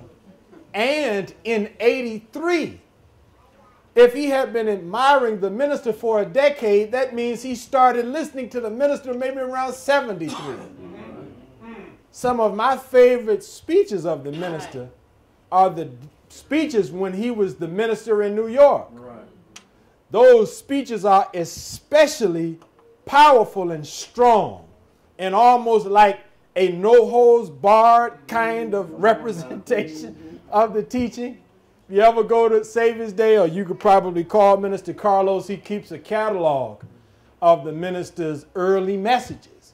And so this is Clarence Thomas making this assessment, not hearing, you know, the universal language of the minister. You know, the minister has since gone on the world stage, and now his representation of the Honorable Elijah Muhammad's teachings is all the more refined as a result of it. So Clarence Thomas was saying he fell in love with that fire and brimstone Farrakhan. See? So, you know, is he an Uncle Tom or is he the spook that's sitting by the door? I don't know. It remains to be seen. I guess I have to say, as the gamblers say, always bet on black. Because the black man and woman's nature is God and his righteousness. And you know, a study of scripture revealed that when the apostles were arrested, there was a man that was a part of the Roman government called Gamaliel. And he tried to appeal to the Roman authorities, basically on behalf of the apostles, not really being too pro them, but saying, listen, if these men are not of God, their work will come to naught. But Gamaliel said, if they are of God and we do harm to them, we invite God's wrath on us. I don't know if Clarence Thomas is positioned there for a reason on the Supreme Court. I don't know. I'm just thinking out loud. But it could very well be if the enemy certainly plans at a certain point to arrest the Honorable Minister Louis Farrakhan. And there are others positioned. See? Allah is always in front of us working out our salvation. As the Honorable Elijah Muhammad told the minister, brother, Allah has already gone in front of you and made friends for you all over the world, and at the proper time, you'll come to know. Beautiful. All praise is due to Allah. This is one of my favorite aspects of it. Minister Farrakhan on the road to Damascus. This is something you don't hear a whole lot about. And again, we have to be able to, because issues come up. In this section, we talk about Syria. Syria's in the news right now. See? President Obama is dealing with the Syrian crisis right now. And so, in the mind of the believer, first thing we should do is call to remembrance the Honorable Minister Louis Farrakhan's connection to the Syrian crisis. As Reverend Wyatt T. Walker, and this is a picture of when Minister Farrakhan accompanied Reverend Jesse Jackson to Syria in the early 80s.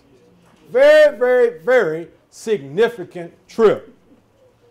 Jesse Jackson, because the president at that time, they weren't interested in going to negotiate with the Syrian authorities for the release of naval pilot Lieutenant Robert Goodman. His plane went down over Syria. And see, the people around the world, they're not as asleep as we are. See, so you may go as a tourist or a journalist and stuff like that, but they know that you could pose as that and be a spy at the same time. See? So everybody's up in arms because it looks like Muslims are beheading journalists. But they have real cause for suspicion. Right. See? It's not without a certain historical context that they don't just take you at your word, that you just are an unbiased journalist coming to report the facts. See? We know from our history and our teachings. See? The Honorable Elijah Muhammad taught us that when Yaqub and when Yaqub's devils came back to the Holy Land, they came with instructions. See? To start the righteous original people to fight and kill one another by telling lies on them. Go over to your neighbor's house and say that their neighbor said this about them. See? And in the writings in the Pittsburgh Courier, I see a detail that was left out in the message to the black man, where the Honorable Elijah Muhammad says that the instructions were given to the women. Right. This was a job that the women were tasked with, to begin to use gossip and cause the original people in Arabia to fight and kill one another. And so, of course, once they found out, you know the story like I do, once it was discovered, why are we having so much discord and so much animosity toward one another? We was doing all right until we allowed these devils in among us. Right. And they were driven away. In every sense, they were driven away, just like anybody that's deprived of something. They've always had a desire to return. See, and they want to return and be in power. And then to a certain extent, they are in power through the ruling family of Saudi Arabia and other leaders who do their bidding. Saddam was one such leader, just like Noriega in Central America. America always goes to establish leaders among black, brown, red, and yellow people to do their bidding. Then when they get tired of them, it's time to discard them. I imagine Saddam was very, very hurt. Once he was being hanged by those that had once upon a time been his friends. Anyway, Jesse went to Syria. He took spiritual leaders. Minister Farrakhan, I believe Brother Akbar, were part of that delegation. When they went there, I want to read some of the account of what took place. Minister Louis Farrakhan played a significant and vital role in enabling Jesse Jackson to secure the release of Navy Lieutenant Robert Goodman. Minister Louis Farrakhan accompanied Reverend Jackson to Syria. Surely this would be a test for the ideas of the Honorable Elijah Muhammad. The so-called contrast between Orthodox Islam and the Nation of Islam could derail negotiations, put Lieutenant Goodman's life in further danger, and embarrass the United States and the entire African American community. The charismatic Minister Louis Farrakhan impressed Syria's heads of state, imams, Muslim scholars, and true believers with his knowledge of Islam and ability to speak perfect Arabic. He led the Jummah prayer service with all the grace and eloquence of Bilal himself. So much for those who said the international community of Islam would not accept the ideology of the lost found Nation of Islam in America, written by Professor Clifton E. Marsh in his book, The Lost Found Nation of Islam in America. One of Reverend Jackson's colleagues and associates, Attorney Thomas N. Todd, who is a Chicago lawyer. He said, my personal opinion is that we wouldn't have been able to do what we did in Philadelphia, Chicago, New York, and the South without Minister Farrakhan. He adds, Mr. Farrakhan was a substantial part of the success of Mr. Jackson's Syria mission to free Lieutenant Goodman, although he got little publicity at that time. That's right. Now, one of the reasons why this is so critical is because prior to this, Reverend Jackson had no international credentials. His public profile was that he was the legacy or the heir of the civil rights movement. He was the youth that had matured, now come to prominence. He was the heir apparent to Dr. King's legacy, which of course we've already seen he really wasn't. But anyway, that was his public profile. But he wanted to run for president. Well, now if you're going to run for president, you got to have some international credentials. You know, the people got to see you and conceive how will you interact with foreign heads of state and people from around the world. So when he was able to go to Syria and get freedom for Lieutenant Goodman, as we've already seen, that it was because of the minister that he was able to do it. They went for a long time. And President Assad today was his father that was the president at that time. They weren't budging. But when the minister began to move among them as Muslim to Muslim, that began to open up the door and ultimately led to the release of Lieutenant Goodman. Why is this significant? Well, Jesse ultimately gets his international credentials. He runs for president, but he loses. Of course, he ran again in '88, I believe, and he loses. But he put something in black America of a yearning and a desire of the possibility to have a black president. Fast forward to 2008. Barack Obama decides to win, and people, because of Jesse's failed campaign, they don't really think he could do it. That's right. But the seeds of yearning are there. So after Senator Obama begins to win, he wins in white states, Iowa, and I believe New Hampshire maybe. See? Right. Then those seeds of yearning in black America are watered. And the black community ultimately gets behind Senator Obama and becomes the emotion and the spirit behind his campaign, leading him into victory, becoming America's first black president. But the point of this is that you don't have that unless Jesse runs. Jesse doesn't run unless he gets his international credentials. Jesse doesn't get his international credentials unless he frees Lieutenant Goodman. And he doesn't free Lieutenant Goodman if he doesn't take the Honorable Minister Louis Farrakhan on that trip and the minister helps him negotiate with the Syrian authorities. So I argue that at the root of America's election of its first black president is the presence of the Honorable Minister Louis Farrakhan in Syria.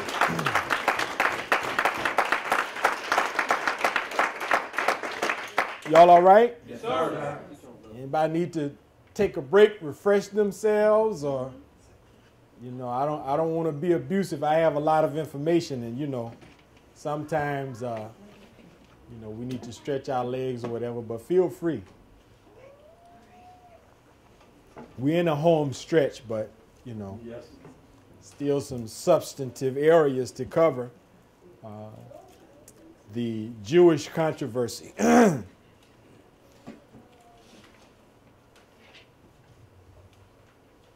Well, you all know, I don't have to tell this audience, that one of the criticisms of the minister is Farrakhan is anti-Semitic. Well, let's look at some of the history of it. Back in the early 70s, one of the most successful and effective programs the Nation of Islam ever undertook was the fish program. Bringing 2 million pounds from Peru. Well, when the Honorable Elijah Muhammad began to be very effective, one of the things I've learned in doing the research was that because the Muslims were bringing in so much fish, they literally were impacting the fish industry in America. And they began to complain to the government because you have been used to going to the grocery store and getting your fish or going wherever and getting your fish, but now your fish was coming to you, coming to the door. Somebody put a real nice little commercial on YouTube that the Nation was running back in the 70s, you know, and the brothers were singing, "We in your neighborhood with your fish today." You know, they had the uniforms on, the white uniforms on. I mean, you know, this was one of the most successful programs because so many different people were just like applauding the Honorable Elijah Muhammad. It was at that time when Henry Kissinger, who I believe was the Secretary of State or either National Security Advisor, he wore a lot of different hats in several administrations. But they began to investigate the Peruvian government. And basically, their dealings with the Honorable Elijah Muhammad. And they ultimately forced the Peruvian government to stop selling the fish to the Honorable Elijah Muhammad. Of course, I don't have to tell you, Kissinger is one of the major Jewish men in this country. In 1984, again, Reverend Jackson. Reverend Jackson was running in, he, like many black people, in the Israeli-Palestinian conflict, side with the Palestinians. We see in the Palestinian suffering our own history of suffering. See? So, but the Jews, they have a slash and burn policy. You know, when you are against them, they never forgive you. Right. See? And, you know, you get an opportunity, you should read some of their writings in the book called the Talmud. There's really a series of books called the Talmud, you know, to see what's in the heart of these people for the prophets and messengers of God. You know? And so black people who are by and large Christian in this country, many of them identify with the Jews as the chosen people of God. Yet, in the Talmud, they write such slanderous and scandalous and salacious things about Jesus. You can't even say it in polite conversation. See? Yet, them same black people who are by and large Christians, they oppose Muslims whose holy book is filled with nothing but honor, respect, love for Jesus. That's right. And just shows to the extent that our people labor in ignorance, see, and how costly ignorance is. But when Jesse was running, Fern Rosenblatt, who was the organizer of Jews Against Jackson, they led bombings of Reverend Jackson's offices, and they led a campaign where black folk were saying, "Run, Jesse, run." They said, "Ruin, Jesse, ruin." Right. In comes Farrakhan. See? Minister Farrakhan was like, "No. Black people want this man to be the candidate for president. You all are going to leave him alone and let him run. The minister said, leave him alone. We can stand to lose an election, but we cannot stand to lose our brother. And right after that, he was referred to as the new black Hitler. Right. Ever since then, Minister Farrakhan has been on a veritable cross. Now, cross is a noun and a verb. When you use it as a verb, it means to thwart or hinder or prevent the efforts, plans, or desires of. And we plan to show how every initiative, every plan that the minister put forth, remember what we said earlier. People complain and say, well, Honorable Elijah Muhammad had farmland and tractor trailer trucks and the fish program. What do you all have? Right. You need to understand this Jewish controversy to have an appreciation for what the most powerful group in this world have done to thwart or cross out. That's right. And render null and void what Minister Farrakhan planned for our people. They were at the root of the censure of the U.S. Senate, but that didn't bother the minister. As the Quran says, he didn't fear the censure of any censurer. He carried on. The charge of anti-Semitism has been hurled at many great ones among us. So the relationship between blacks and Jews gives us a list of who's who in black America that the Jewish community at various points considered to be anti-Semites.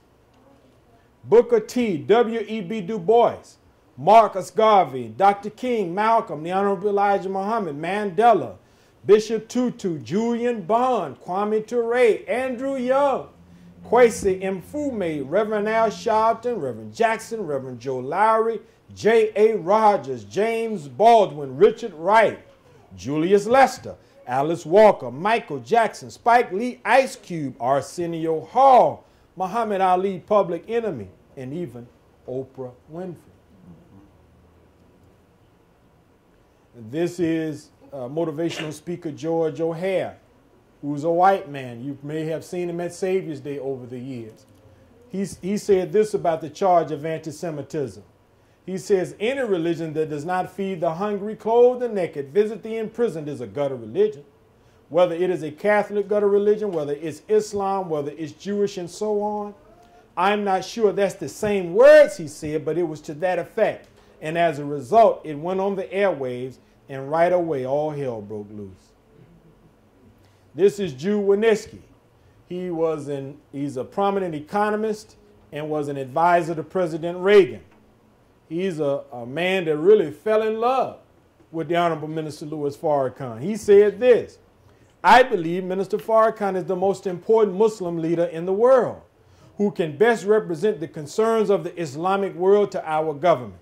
I have spent countless hours with him. I told him this morning that no one had yet come forward with proof that he ever said Judaism is a gutter religion or dirty religion, as I have an outstanding offer of $1,000 to anyone who can. Father Flager, he has first of all has not called Judaism a gutter religion of bloodsuckers. That is not what he said, because I heard that speech. I stick up for Louis Farrakhan because he is another person that the media has chosen to define how they want to do it, and they demonize how they want to demonize. I know the man, Louis Farrakhan. He is a great man. But you even had Jews refuting that charge. The group Natura Carter, they said the media widely reported that Minister Farrakhan referred to Judaism as a gutter religion. This error or distortion was deeply troubling to the Nation of Islam. The reason was that in Minister Farrakhan's vocabulary, the phrase dirty religion has a particular meaning. It referred to adherents of a faith who sinned against the tenets of that faith. The dirty religion is the distorted faith which emerges from its manipulation by hypocrites or sinners. The use of dirty religion in the minister's lexicon could have been discovered by any researcher interested in generating light instead of heat. Now, this charge has had the effect of putting the nation under economic sanctions. In August of '89, Ebony magazine ran a story entitled "Muslims to the Rescue." And it was a 5 or 6 page story, and you can Google it, it's online, where they talked about how the Muslims, under Minister Farrakhan's leadership, had began to go into one of the worst crime-infested, drug-infested areas of Washington, D.C., and had now made it an oasis of peace where children could once again play in the yards, women could walk around safely, the elderly could go and cash their checks and run their errands. Muslims to the rescue. This is the story of the dope busters, the brothers of the FOI, who without weapons, without conventional arms, and without malice in their heart, going in among our people with love and respect and telling our brothers who are selling drugs and involved in violence, you have to leave. This became so popular, brothers and sisters, that it traveled all over the country.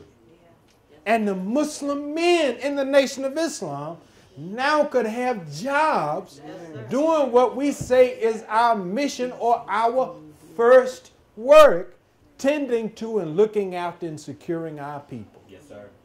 Ultimately, we began to get federal contracts to provide security for federal housing projects under HUD.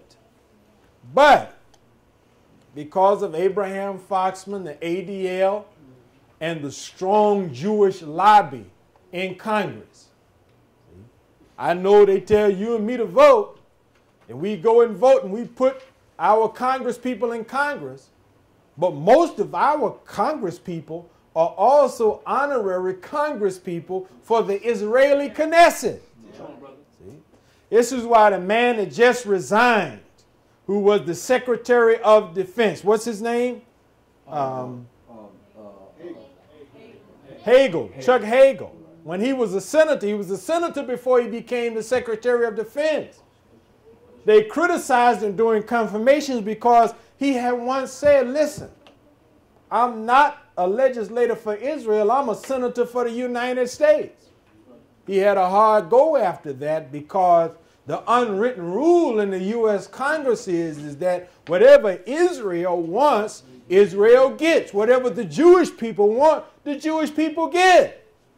So they didn't want Muslims who are also taxpayers. Remember now, we are taught to obey the laws of the land as long as it doesn't conflict with our religion. That's right. See? So we are taxpayers. We have every right as any other religious group to do business, which many municipal governments and the federal government, they enter into what they call a public-private partnership. They say the government needs this job done. We're going to bid it out. Whoever has the best bid proposal, you can get the job and we'll write you the check. Well, we were doing business, securing our communities. And everything you read about the dope busters, crime went down. People felt safe. In the New York area, I read where there was certain apartment communities where they regularly had a 30 to 40% occupancy rate, vacancy rate. Once NOI security, which I think in New York, their business was called the X-Men. Right. When the X-Men went in, the man said that he went from having nearly a third of all of his properties or apartments empty to having them all full. But when the Jews came after us, they forced the government to end that relationship. Now this is important, beloved brothers and sisters. When people ask you, what has Farrakhan done? What has the Muslims done? Even those really crafty ones that try to say that Elijah did this. I'm with Elijah, but I'm not with Farrakhan. You're not with Elijah if you're not with Farrakhan. You're just a liar. You're just a liar. and think about the violences in America's streets today. See, because of this history, we can consider what might have been if NOI security had continued. See, I would argue you wouldn't have 500 homicides in the city of Chicago. That's right. I would argue you wouldn't still have the same problem with gangs in America's cities. Right. I would argue that the prison industrial complex would have went down in history as a failed economic venture. See? But the Jews went in. See? So if they went in and pulled us out, what grew in the absence of the Muslim presence? What we see in our communities today, that God had given the Honorable Minister Louis Farrakhan a solution for. So again, this is critical to remember how we have been basically been put on the economic sanctions. When they tell us that because we are members of the nation, we can't do business with the government. And then, there were criticisms, certainly. But there are criticisms in every business. Well, what do you do when there's a problem in business? You fix the problem and preserve the business. This was a case where they seized on, they said that, well, with some brothers passing out flyers or selling final calls while he's supposed to be on post. Okay, well, you bring the brother in, you get a brother corrective action, you say, look, brother, you can't do that while you're on post. Now, when you're off post, you can come back and sell your papers or what have you. See? But they used those incidents to pressure the government. And after the dust settled and the smoke cleared and hearings were done, you no longer have NOI security. You no longer have Muslims to the rescue, that the Jews already acknowledge what black people get from the Muslims. Even if they don't join, they get solace. Right. They get help. Right. Help from who? Help in what regard? When the white power structure comes down on black people's head and neck, the Muslims is always there for black people to run to with open arms. That's our role. Power products. I couldn't find a picture of Power. That's Eden Fresh. The brothers down in Atlanta trying to come up, inspired by that with a good product. That's a good product. But some of us remember maybe a year or two ago when Chris Rock did the documentary called Good Hair. Right. And everybody was like, man, he's exposing all of these truths about the hair care industry and that and whatnot. And, I give Chris Rock credit, but he comes in the aftermath of when Minister Farrakhan had already identified that problem. Yes, sir. The minister knew in the 80s where black hair care was concerned, outside of Johnson Products and Mr. George Johnson, most of that money was being made by white companies and Asian companies and whatnot. See? So the minister received a $5 million loan for Muammar Gaddafi. See? Muammar Gaddafi loaned the Honorable Elijah Muhammad $3 million. See? And the minister takes us into business. And I don't know how many of us remember the Power products, but they were really a superior product, wasn't it, sister? It was a fantastic product. And Eden Fresh is good, but it's not as good as Power was. Well, now when the minister received that loan, he put it in a black bank. I mean, we preach black, so we try to do business with black people. But the black bank, the Jews told them, you better take Farrakhan's money out of your bank. Come on. Now, this is really very heavy. Because if you're a bank, I'm not a banker, not a finance man at all. But I understand generally how a bank works.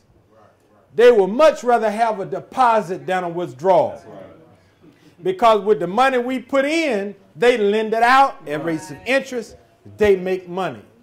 So $5 million, a bank may have loaned that out and made $50 million off of it. It would certainly have been a windfall for a struggling black bank. And I don't have to know that they're struggling. I know they're a black bank, they were struggling. If you got any kind of black business, you are by default struggling. if it's in America. Yeah. But the power of the Jewish community to tell a struggling black bank to take out a $5 million deposit. You know, and I was talking with Student Minister Anthony about this one day, and he said, yeah, brother, you know, the thing about it is, you know, it's not like the minister could take $5 million and put it under his mattress. Huh. He had to take the money and deposit it somewhere. Right. Come on. So in other words, the Jews told a black bank they couldn't receive the deposit, but apparently a white bank could receive the deposit. Mm-hmm. So people often wonder what's Farrakhan's, you know, fascination with the Jews, and the messenger never said nothing about the Jews. The messenger said a lot about the Jews. You just need to go back and read what he wrote. You know, he spoke about this being the Jews' civilization. See? And that Jesus died of a broken heart because he realized he was too soon to end the Jews' civilization. Come on. See?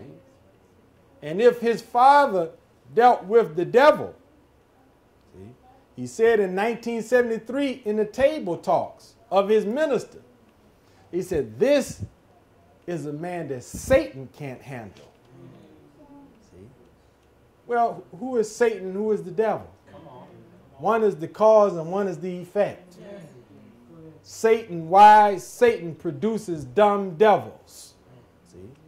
So if the minister, as the Honorable Elijah Muhammad said, would reach the pinnacle of success in this world's life, then we could necessarily see he would ultimately have to confront those that are at the pinnacle.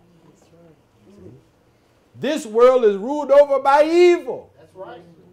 Who's at the top of the food chain in a world of evil but Satan himself? Come on, brother. Come on. And your Bible closes, see, in two places with Jesus referencing not a church of Satan, not a masjid of Satan, not a mosque of Satan, not a temple of Satan. But in every translation of the Bible I've read, it is a synagogue of Satan. So your book closes letting you know that there will be heavy drama involving the synagogue. We're in the home stretch. I appreciate y'all's patience with your brother. Everybody said, can we all get along? We want unity. Can we just come together? Well, Minister Farrakhan had brought about a historic coalition of black organizations and leaders in something called NAILS, National Association of African American Leadership, I believe. Summit, Leadership Summit, National African American Leadership Summit. And along with Minister Benjamin Chavis. And do you know that while a diverse cross-section of black leaders were meeting in a closed-door meeting in Washington, D.C., Jews, Rabbi Michael Lerner and others were across the street protesting. See? Now, why is it that we have to check off with them before we can determine who we're going to meet with privately? That's right. Who are they and who are we that we have to get your permission? Right. Impossible. Remember, it was at the 30th anniversary of the March on Washington in 1993 when Rabbi David Saperstein wrote all of the black leaders who were bringing that march together a letter once he found out they had invited Minister Farrakhan. And that was an intelligent thing to do. Because in the late 80s and early 90s, Farrakhan was a burgeoning phenomenon, bringing out thousands of black people all over the country. How could you conceive a march and not bring such a magnetic presence and have him to speak there? If you want the people to come, you better have Farrakhan there. Right. Rabbi David Saperstein wrote them a letter, said that we are offended that you invited Minister Farrakhan and did not consult with us first. So you and I are aggrieved oftentimes at the impotency of black leadership and organizations, at the inefficacy of our legislative elected officials. It's because we don't really have an appreciation for the fact that they are not controlled by us. See? We vote for them, but other people write checks for them. So once they get into their position, they're controlled by the check writer, not the voter. See? They're controlled by those who will fund the march. The Million Man March wasn't funded by the Jewish community. That's right. Mr. Farrakhan say, look here, you're going to pay your own way and you're going to take off a work day. Meet me in D.C. Monday, October the 16th, 1995. And Michael Jackson donated, other prominent black people donated. We put on our own march. That was revolutionary. And because we put on our own march, we could say who gonna speak, who gonna perform, how long it's gonna take, and what we gonna do. But when the minister goes up against these people, beloved brothers and sisters, just understand this is the synagogue of Satan. So ultimately the nails goes out. Again, George Johnson, our brother, strong businessman. He had agreed with the minister, if Minister Farrakhan, if you pay me, I'll produce power products. The Jews said, well, if you produce them products for Farrakhan, since we control your distribution, your product, your other product, is going to sit on the shelf. We're not going to distribute it. George Johnson had to come back to Minister Farrakhan and say, Minister Farrakhan, I'm sorry, I can't do it. They threatened me. See? So our minister literally in his conflict with these people is going up against the real forces that control every aspect of black life in America. See? When Dwight Howard, our brother, he just tweeted, a tweet is 140 characters. He just tweeted his natural human sympathy for seeing Israel bomb children. They were not bombing military installations. They were bombing schools and hospitals and residential areas. With experimental weapons. In his own humanity, I sympathize with them. And so he put out a 140-character tweet in support of the Palestinians. It probably was less than that because I think it was Free Palestine was the exact thing he tweeted. Morton Klein, of one of those Jewish organizations, said that the man should be taken out of the NBA. He should lose his job and his career just for saying Free Palestine. Right. That's the power that they control. So Dwight Howard, somebody I guess told him, said, look, man, you don't want to mess with them. He retracted his tweet and apologized and went one further and said, I've never spoken out on international issues before. I really don't know what I was thinking. I must have been crazy. I must have been drunk. I must have been high. I promise y'all, I'm never going to do that again. I'm exaggerating a little bit. Just a little. But he said, he did say, I've never spoken out on international issues, and I will never do it again. Remember your Bible. Pharaoh, come, let us deal wisely. Some translations say shrewdly with them, lest they multiply in a time of war, join on to our enemies. See, within that one verse is America's foreign policy. If you look at America's foreign policy, her enemy nations are always, quote unquote, the peoples of color. She doesn't have any white or European enemies. That's right. And even though Russia was for many years her avowed foe, noticed it was nothing more than a Cold War. In other words, they both were just talking noise to each other. Well, you got 100 nukes, I got 200. Well, you got 200, I'm going to go and make 300. They both just talking noise to one another. As they say in the streets, you know, one is afraid and the other one is glad of it, you know, one of them kind of situations. But all of her hot wars have been in places where there are people of color, Japan and Vietnam and Africa and Asia, see? And they fear that the natural awakening of black people in America, when you come to agree with the Honorable Elijah Muhammad, that black is black, brown, red, and yellow. See? Now when you see America fighting those people, you are on the side of those people. See? Once you become awakened. Brother Demetric, let me change this battery. Sure, sure. Y'all all right? Yes. I promise you we got maybe, let's see. Another 3 hours? Okay. Well, you know I'm a student of the Honorable Minister Louis Farrakhan. We can't have one conclusion. We're good. All right, praise be to Allah. We at slide, we got maybe 13 slides, and they're going to move very quickly.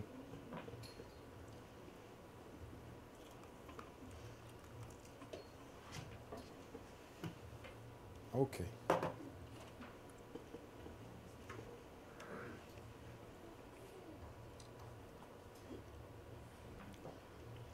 Now, more on this charge. One of the things that the historical research group that put together Secret Relationship Between Blacks and Jews, Volume 2, they have done a magnificent job going into the archives of what the Jews have really thought that they have hidden. But the Historical Research Department uncovered an internal memo wherein they admitted that after they looked over the Nation of Islam, that the nation really was not anti-Semitic at all. Says, without a doubt, let me read this quote for you. Without a doubt, the most powerful black man in American history is the Most Honorable Elijah Muhammad, the leader of the Nation of Islam. In all of his more than 40 years among black people in America, the messenger of Allah never, quote unquote, targeted Jews in his uncompromising condemnation of white racism. Yet Jews at the highest organizational levels have always labeled the NOI anti-Semitic. He went on to talk about how in 1959, after Time put out a magazine article about the Nation of Islam as being anti-Semitic, the ADL leader of that day, Arnold Forster, admitted in a secret memo, quote, Time magazine notwithstanding, we have no documentable evidence of anti-Semitism on the part of the Temples of Islam movement or Elijah Muhammad. He affirmed that they are not anti-Jewish per se, yet Jewish organizations publicly continued to label the Nation of Islam as anti-Semitic. In 1960, the chairman of the American Jewish Congress, Nathan Edelstein, wrote that we doubt whether the bulk of its followers are presently committed to anti-Semitism. Now, this is interesting. A Jewish scholar who studied this racist Jewish phenomenon offered a compelling explanation. He said, despite the Nation of Islam's political marginalization, American Jewish committee officials still feared Muhammad. His charismatic personality, willingness to confront racism in the most dramatic rhetorical terms, and ability to inspire even non-believing African-American listeners concerned Jewish leaders. The NOI leader they feared could earn the respect of his black audiences even if they chose not to join his movement. So in other words, they understood that black folk, whether they came and got their X or not, maintained sympathies with the Honorable Elijah Muhammad and the Nation of Islam. We're going to spend a minute or two going through Minister Farrakhan's New York history. This is one of my favorite parts.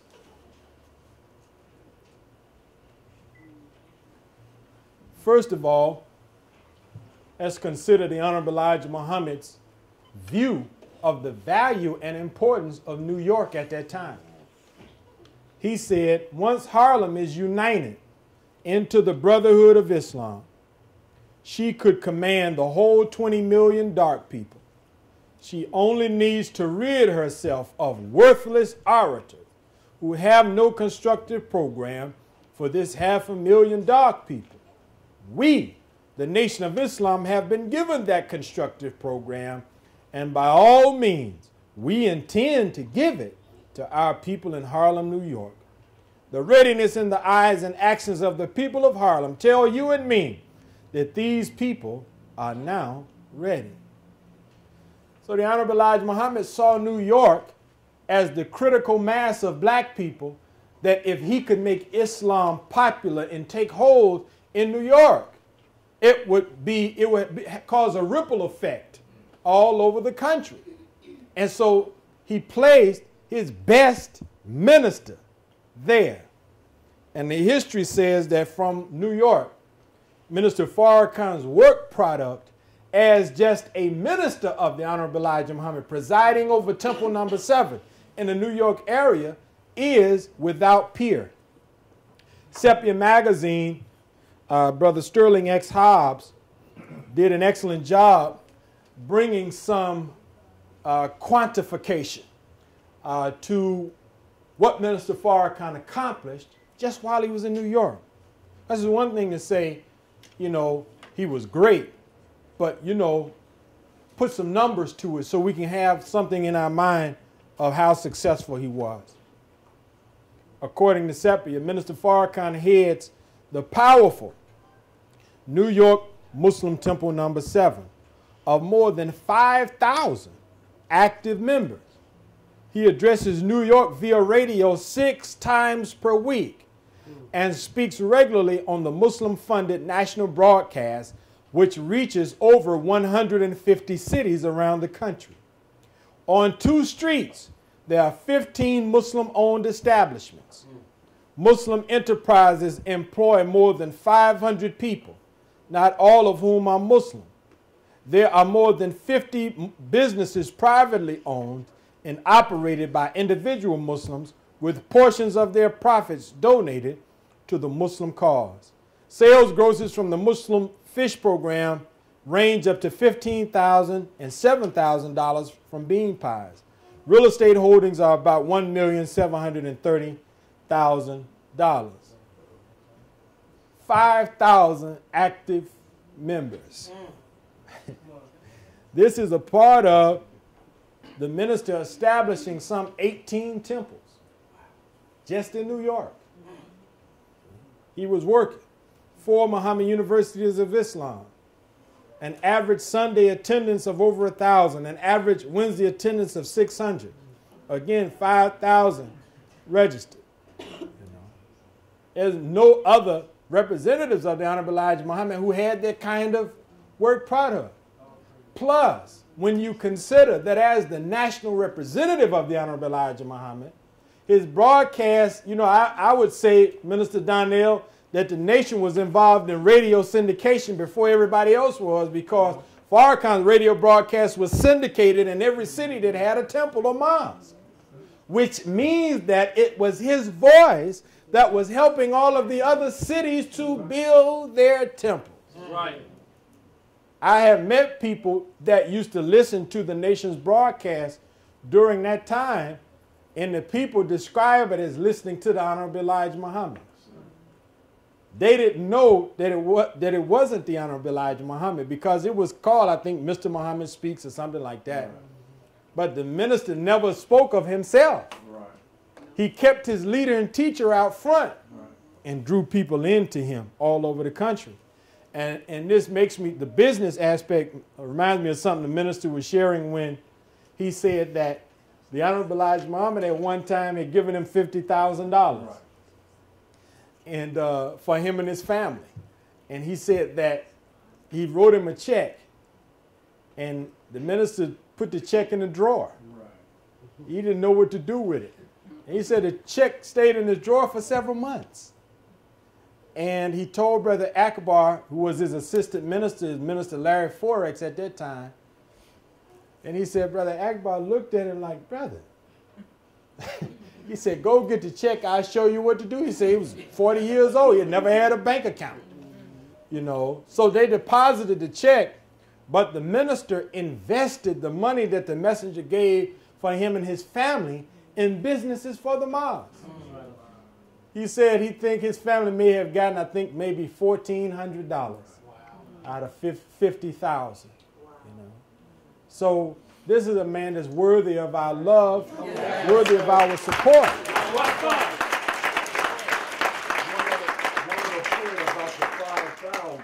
That's what they want to say. He got his followers today, and yet he had 5,000 in New York alone. Exactly. Just a point. Exactly. And it's an excellent point because, and again, that was in 73 as well, which he presided over New York until the departure of Honorable Elijah Muhammad, mid to late 75. And so, you know, I don't know what was the final number, but again, a very, very significant history that as his students, we should be armed with this information. Because there are those, again, with little splinter or dissident groups. You see them, they post themselves on social media trying to love Elijah and hate Farrakhan, when in fact, if you love Elijah, how could you hate a man that has drawn so many people to Elijah? Even prior to, there's none of those that are in the dissident communities of Muslims that even hold a candle to the work that the minister did prior to 1975. Make it fun, brother. You know, could you imagine any of those that, you know, have ran out like Silas and Royal and all of them, Marvin? Imagine if they called a march. How many people would be drawn? I mean, you don't even have a platform except that your platform is based on opposition to the Honorable Minister Louis Farrakhan. So if the minister didn't exist, you wouldn't exist. So you owe Minister Farrakhan your very existence. If you got any followers, you owe it to the Honorable Minister Louis Farrakhan. You're just there to be a trap for those that's dissatisfied with the minister. That's all you exist for. Hip-hop. Hip-hop had a glory day. You know, my younger days, we came up and we were drawn to Islam because, see, as young people in the late 80s and early 90s, hip-hop was like the choir for the Nation of Islam. You know, when you go to church, the choir is designed to reinforce the sermon. So the sermon appeals to the mind, but the music appeals to the heart and the soul. And it helps to drive the words of the sermon deeper into your person. Well, when we were young, we went to the mosques and the study groups around the country, and we heard the teachings of the Honorable Elijah Muhammad. But then when we put on our music at that time reflected the same ideas that we heard in the mosque and the study group. So hip-hop was really an agent of the nation at that time. And in part of what we have written, we talk about and we describe the minister, again, in that early history in New York, literally helping to give birth to this art form that has actually captured the world's youth. I remember when they were doing the build-up and promotions for the Olympics in China. And they were doing these little video vignettes of Chinese people, just trying to get you aware of who the Chinese people are. And they showed the young Chinese man, young Chinese student. He was in his room. He had his notebook writing his rhymes. And on the wall, he had Jay-Z and all of the great black hip-hop artists, because he was influenced by the hip-hop in the West, even though he's all the way over in China. So this is a global phenomenon, and it's the Honorable Minister Louis Farrakhan that really helped birth it. This is a quote where the minister is literally, I mean, well, let me read the quote. You draw your own conclusion. He said, let me tell you something. Culture. Listen carefully now. Culture, Muhammad teaches us, is an outgrowth of knowledge at a particular period in history. What a man's culture was, as he evolves and he gets a new knowledge, he develops a new tradition, new culture, new ideas, new way of life. That was our culture, but today we're in a new day and we're getting a new wisdom. And we must bring forth a totally new culture. This is what we are saying. If the black man must create a new music, brother. No more blues. Black man, don't sing blues no more. Listen to what we're saying. No, black man, don't play jazz no more. Not jazz, not that stuff that comes out of our captivity, but use the free man's idiom. Make your poetry that speaks to the new. Make your art and your drama that of the new. Then you are creating a new thing that the world must come up to. Then you're the original man again, and the original man does not copy. The original man originates for others to copy. Remember this. Now, this is a lecture the minister gives in 1971 in Brooklyn, New York, Message at the East. What's significant about it is that historians say this is the same time period as the birth of hip-hop, where we see the minister calling for a new art form. Yes, not blues, not jazz, but something new that, oddly enough, he mentions poetry. Right. Beyond that, consider how the Honorable Elijah Muhammad has taught us that environment shapes heredity. Hip-hop was born in New York City during the early 70s. Come on with it. As we've already established, the heyday of Minister Louis Farrakhan, national representative of the Honorable Elijah Muhammad, minister of Temple or Mosque number 7. So 1972, hip-hop is born in an environment where Minister Farrakhan is saturating the airwaves and the streets, the highways and the byways with the teaching. No wonder that the early hip-hop artists saw themselves as having a message within their music. See? Because that environment shaped the ideas and the artistic expression of our young people of that day. 1972, hip-hop is born with DJs, oddly enough, from the Caribbean, the same birthplace as the Honorable Minister Louis Farrakhan's parents. The minister was constantly on the radio. Hip-hop in its composition is nothing more than spoken word or poetry mixed with music or performance art. The Honorable Minister Louis Farrakhan's professional career has been in the spoken word of God and as a musician. So I say that, you know, really at the root of it is an art form that really the minister helped to give birth to. That's right. You know? Hip-hop is a baby that looks like its daddy. Its daddy is the Honorable Minister Louis Farrakhan. And if you pay attention, at a certain point, those who control that art form made a determination to turn it. Right. See? I mean, how do you end up fighting the power and talking about it's like a jungle sometimes? It makes me wonder how I keep from going under. Some of y'all heard that before? How do you go from that, see, to being allied with strip clubs and marijuana and being really the promoters of a thug culture and a criminal culture? See, it was turned. And one of our presentations, we showed where the brother, Too Short, he talked about a conversation he had with Barry Weiss, who was over his record label. And he pleaded with Barry Weiss, he wanted to do a positive CD.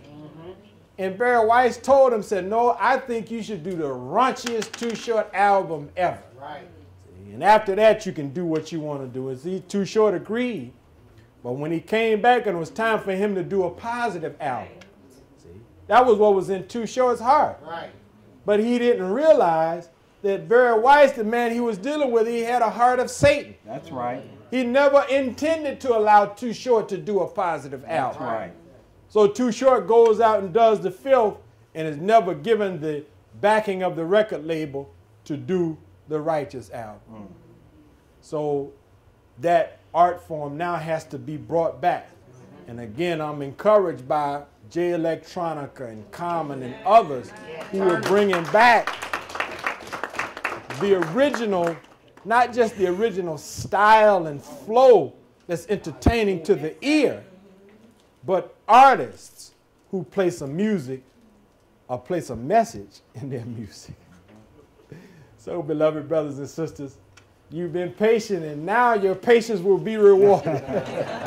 Thank you so much. I leave you as I came before you in the greeting words of peace of Assalamu Alaikum. You gotta have knowledge for life. You gotta have